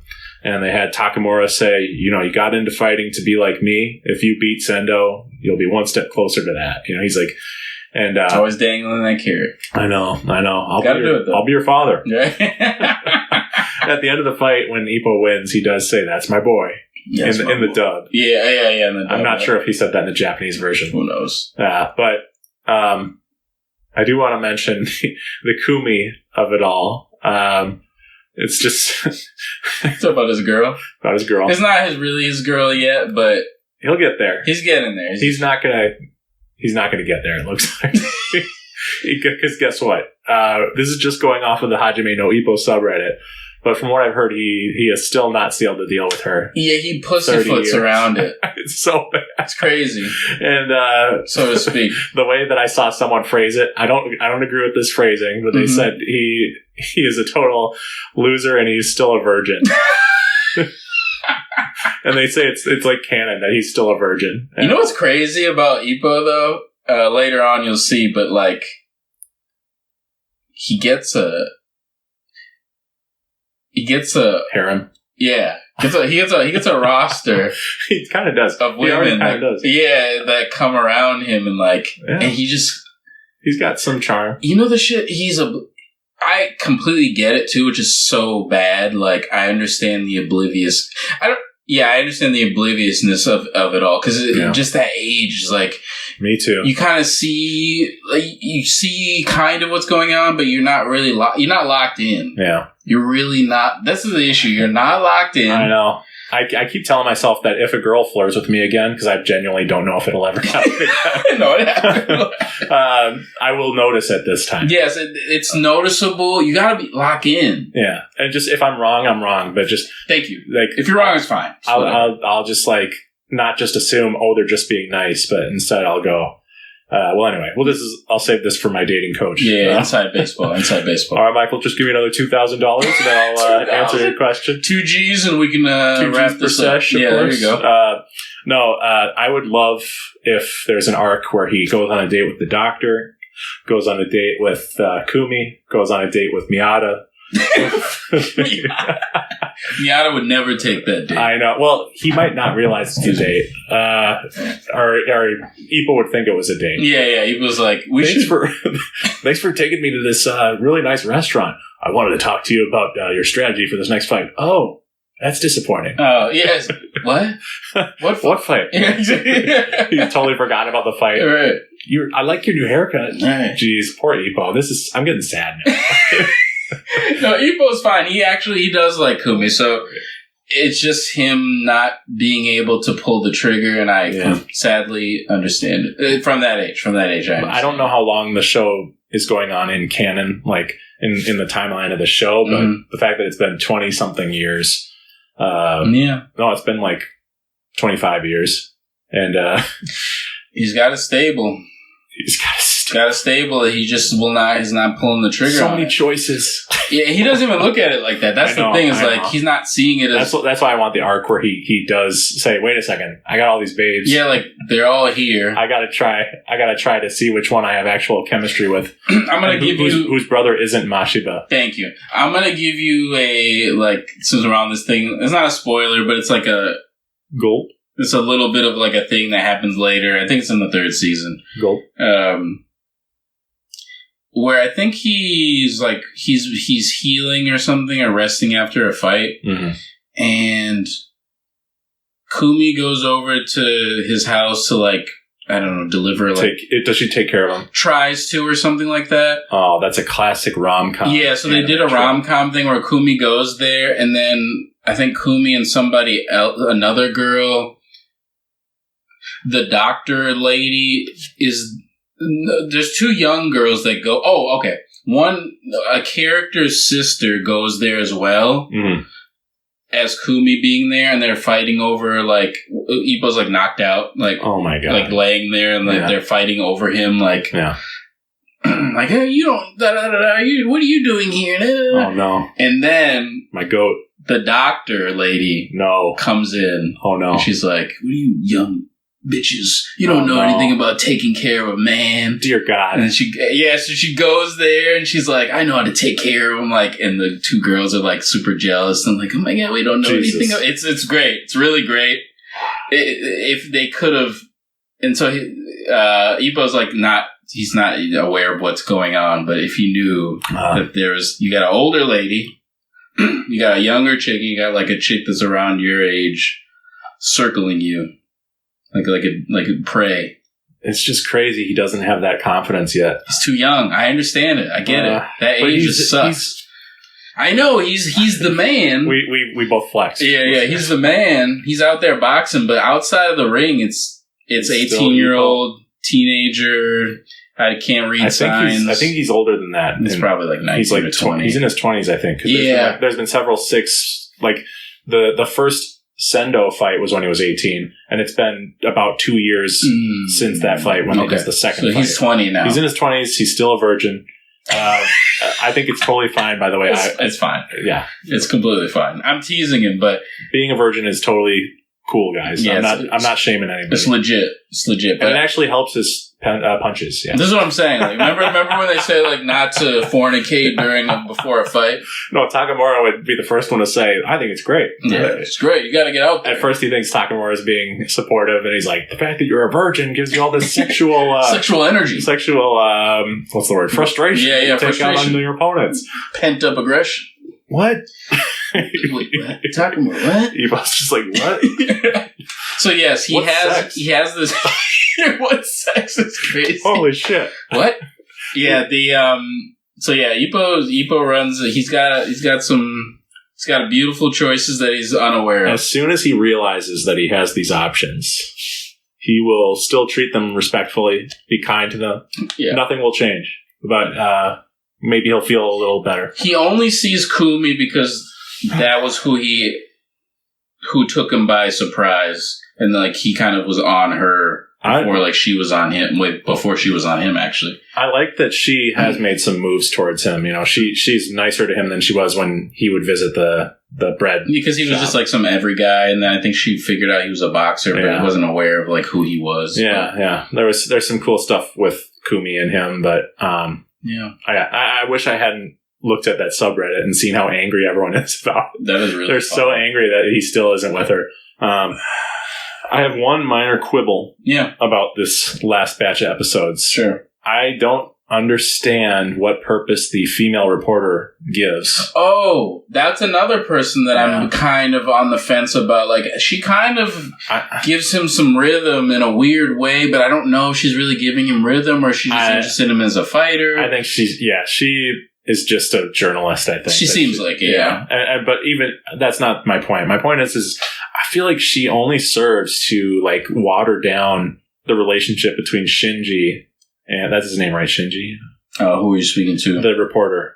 The guy reporter, yeah. I forgot his name. She does kind of water it down because she becomes, like, this tag-along reporter character. And I loved seeing him, like, be the first member of the Ippo fan club. Because he was. Him and then Umezawa. He didn't believe at first. No, but he like keeps talking about him, and he tries to write something about him in the magazine, and his editor goes, we can't publish this. you know. So he loves Ippo. Yeah, he does. He's a big fan. Oh, yeah. But I feel like that connection has been... I'm just glad he was by himself when Ippo did the Dempsey role for the first time, because seeing him in the crowd go, that's so cool. That's the Dempsey role. I'm a reporter, so I would know this. And he's like older, so he kind of knows. He's aware of the move. Yeah. Training camp. I want to mention that they have a really great training camp arc, and I'm sad that I got Takamura fighting a bear spoiled. That's right. Yeah. Good. That was in the first season. Yeah, it was. I totally thought love that bear shit. That was fire. I love that, they have him up against the tree and he genuinely thinks he's going to lose. Yep. He has a moment of like, holy shit, why did I think I could take on a bear? But what I really love is that he cries when he realizes the bear was a mom. Yeah, had cubs. He was upset about that. And that the Nakeda, is that his name? Or Nakota? So. Yeah. Nakota shot and cooked the bear. That's right. He's serving up the bear. And they're like, I didn't realize Takamura was such an animal lover. And it's like, this guy, there's something deeper going on with this Takamura guy. Definitely. He loves animals, I guess. Yeah, he does love the animals. He was defending himself. But it was fire when he came out with the bear suit. Yes. When I first saw him with the bear suit, I was like, that shit was... By the way, Takamura's entrances are so fire. Like, and the reveal that he's only using his left the whole fight? God damn it. Yeah. Takamura... Yeah. Takamura's fire, man. And I can't wait for... So we will eventually get to the point... I need Mike to see one of the best fights... Is it Takamura versus Hawk? I think it's versus Hawk, yeah. Sort of a fucked up guy. Yeah, I think it is versus Hawk. Okay. I'm pretty sure it's versus Hawk, yeah. Okay. It's an American, I think it is. Yeah, and he's like kind of a twisted character. Yeah. I haven't watched any of the clips of it. Okay, don't watch any clips. I'm not trying to. Yeah, don't watch any clips. I want you to...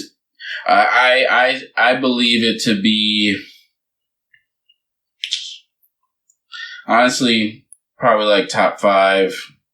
Holy shit! Fights. Period. Like that's great. Not Ippo. Like I think top 5. Period in anime history. I think so. Wow. I really believe. Is that in season 2 or 3? Sorry for interrupting you. I think it. Oh no! It's season 2. Sweet. Okay.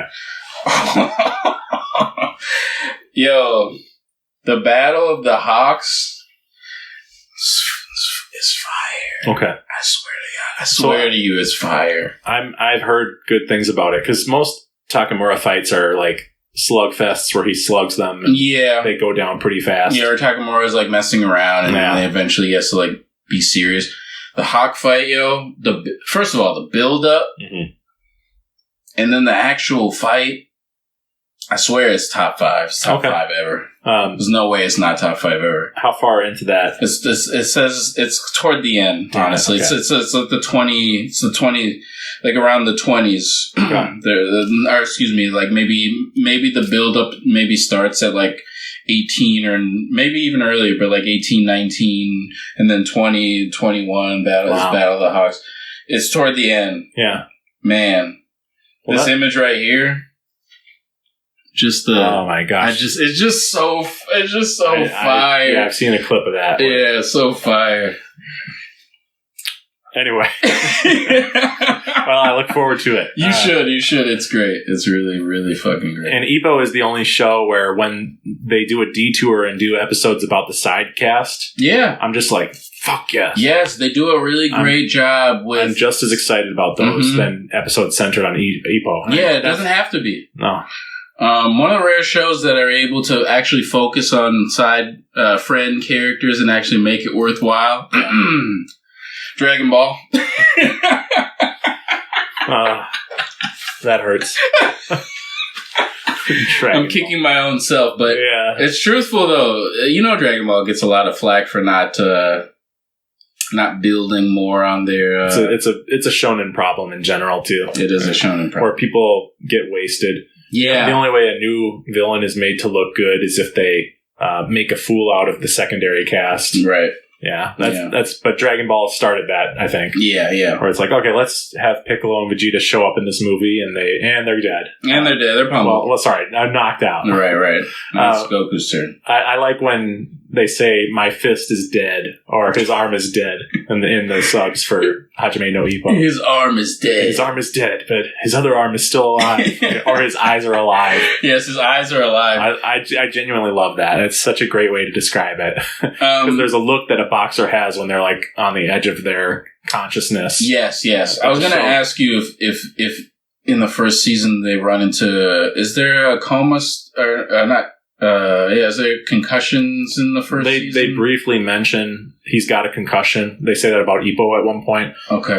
And at the training camp, which is a great arc, which I love learning feinting with like malicious intent, I think they say. Yes. Killer instinct or whatever. Because it makes it look like you threw it, but like you gestured. It's a feint. Yeah. It's a feint. Yeah, that's great. But they have Nakoda mention to Ippo that his style of boxing will lead to him becoming punch drunk potentially, and it's dark and they rest on it for like 15 seconds and, Ippo just says, this is my path. And he says, all right. But Nakoda stopped boxing because he had brain damage. Yeah, brain damage. Yeah. Yeah. But it's a real thing. Yeah. It's a real thing. But I was impressed that they brought it up. They used the old timey language, punch drunk. Yeah, punch drunk. It's like when people called like PTSD, they used to call it shell shock. Shell shock. And honestly, these older names scare me more than the more clinical names. Like CTE doesn't scare me as much as punch drunk. Yeah, for some reason. Right. Maybe I'm more used to CTE. That's true, and it's become clinicalized. Yeah. And then the Aoki and Kimura have really great stuff going on. That's the thing. The last 25 episodes, their arc doesn't come to a natural end, but everyone has their like climactic moment before the show ends. Yeah. And they do a great job of making it feel like it's a series finale where they talk about what does strength mean. And I think they knew that the show was ending soon, and they're like, we got to make this feel like a complete work. So I bet the manga doesn't have as much talk about like, that's my boy. Right. What does strength mean? But it's great because I wasn't expecting them to do that. And honestly, I kind of was in denial about the show ever ending, I kind of felt like I could watch this forever. Like, It was great for me to find out that there was more to watch because I didn't think there was more. And I think I went kind of scavenging. Yeah. And I guess the next path would be there's 2 movies to watch Champion Road. Yep. And the OVA. Yep. Kimura versus Mashiba. Which I'm really looking forward to that one, actually. Like, that's such a great matchup. For some reason, it gets me so hype imagining Kimura fighting against Mashiba. It's really great. You'll really like that. And Champion Road is the last performance of the dub, so I'll watch the dub for that. Yep. The last performance of the dub, and then once you're done with those two, it's on to season 2. Yeah. I'm not sure if I'll take a break or not. Yeah, that's fine. Because I like giving something space if there was a long break between like seasons or whatever. I don't know. Yeah. It's just good for... I think I'll appreciate season 2 more if I take some time. Yeah, because it is a little bit of a different interpretation. I don't want to binge. Yeah. As we've discussed on the show ad nauseum, I'm not a huge fan of binging. Right. And even throughout the Ippo journey, I wonder when I started, but I did take little breaks from the show here and there. So if I had watched all 75 episodes in like 1 week... I would be like I'd be punch drunk. Yeah, I was going to say that'd be quite a hit to the skull. Yeah, my head would be dead. Yeah, his head is dead. But yeah, someday I think we'll go back and do like a full series review. That'd be really We'll great. both watch it together. Yep. We'll or at least bulk of some of the stuff that we haven't already talked about. Yeah, a lot easier to watch, like this season 2 and 3. Talk about the pluses and minuses of it. But overall, Ippo the Fighting is a classic to me, as far as anime is concerned. Me too. I'm so glad that I've finally decided to find it and try it and watch it. Because you were thinking about it for a while. I've been thinking about watching it for a long time because I've always been a boxing fan. And when I saw that there was a boxing anime, I was like, I really should try to watch that. And I just never gotten around to it, never pulled the trigger. And one day I was just like, I'm going to turn on this boxing thing. I'm just going to watch it. And took a second, just a little bit. I understood what the show was doing. And then I kind of got in my seat and got on the ride. And then it took me there. I was locked in and couldn't let go of it. So, and I'm still watching it. So from the third season, I'm still it really occupies my anime show viewings. Like if I could be watching something else, but a lot of times I just kind of want to come back to Ippo and him and his friends, like boxing and going through their different trials and tribulations. So sometimes I get sidetracked because I'm going back to Ippo to continue on the storyline, basically, because it's not over. That's kind of how I felt when I would switch to Kotaro Lives Alone or some other movie. Or yeah. I would eventually just go back to my goat. Yeah, the goat. Quick note. I did check today because I went to Barnes & Noble and I actually picked up some fun stuff. Yeah. But I'll talk about that some other time. But I did check. I Googled Hajime no Ippo books. Yeah. And I wanted to see if maybe they somehow in the space between our last episode and now, if maybe they're going to start releasing English manga. Yeah. For one glorious moment, I saw on Amazon.com they had Hajime no Ippo volumes 1 through 10. And they looked like official releases. And I said, fuck yeah. Yeah. And it's they're Spanish. So I will need to... Why are they in Spanish and not in English yet? I don't know. I couldn't tell you. However, my choices are either to learn Japanese, which that would be very helpful for my weeaboo activities. That's true. Or just learn Spanish, which is going to be easier because I took 2 years of Spanish. Right. And I think that's an easier language to learn than Japanese. I would say so. But I would be doing it just for my goat, Ippo. So. Right. Yeah, I want to get my hands on the mangas of Ippo too. I wish tons and tons of story left. I know, so. And I also wish that being as big as as how many volumes they had, I wish they would find a way to bookify it and give me big. That's what they'll have to do, I think. I feel like they should because there's so many volumes. You gotta. That's by the way, a media buy. Yeah. No, I'm glad you said that. I wanted to bring that up too, is that if it does get an English release, like you and I are 100% buying every issue. Immediate. No question. Look at my Berserk shit. I got 4 more left from a book standpoint to buy.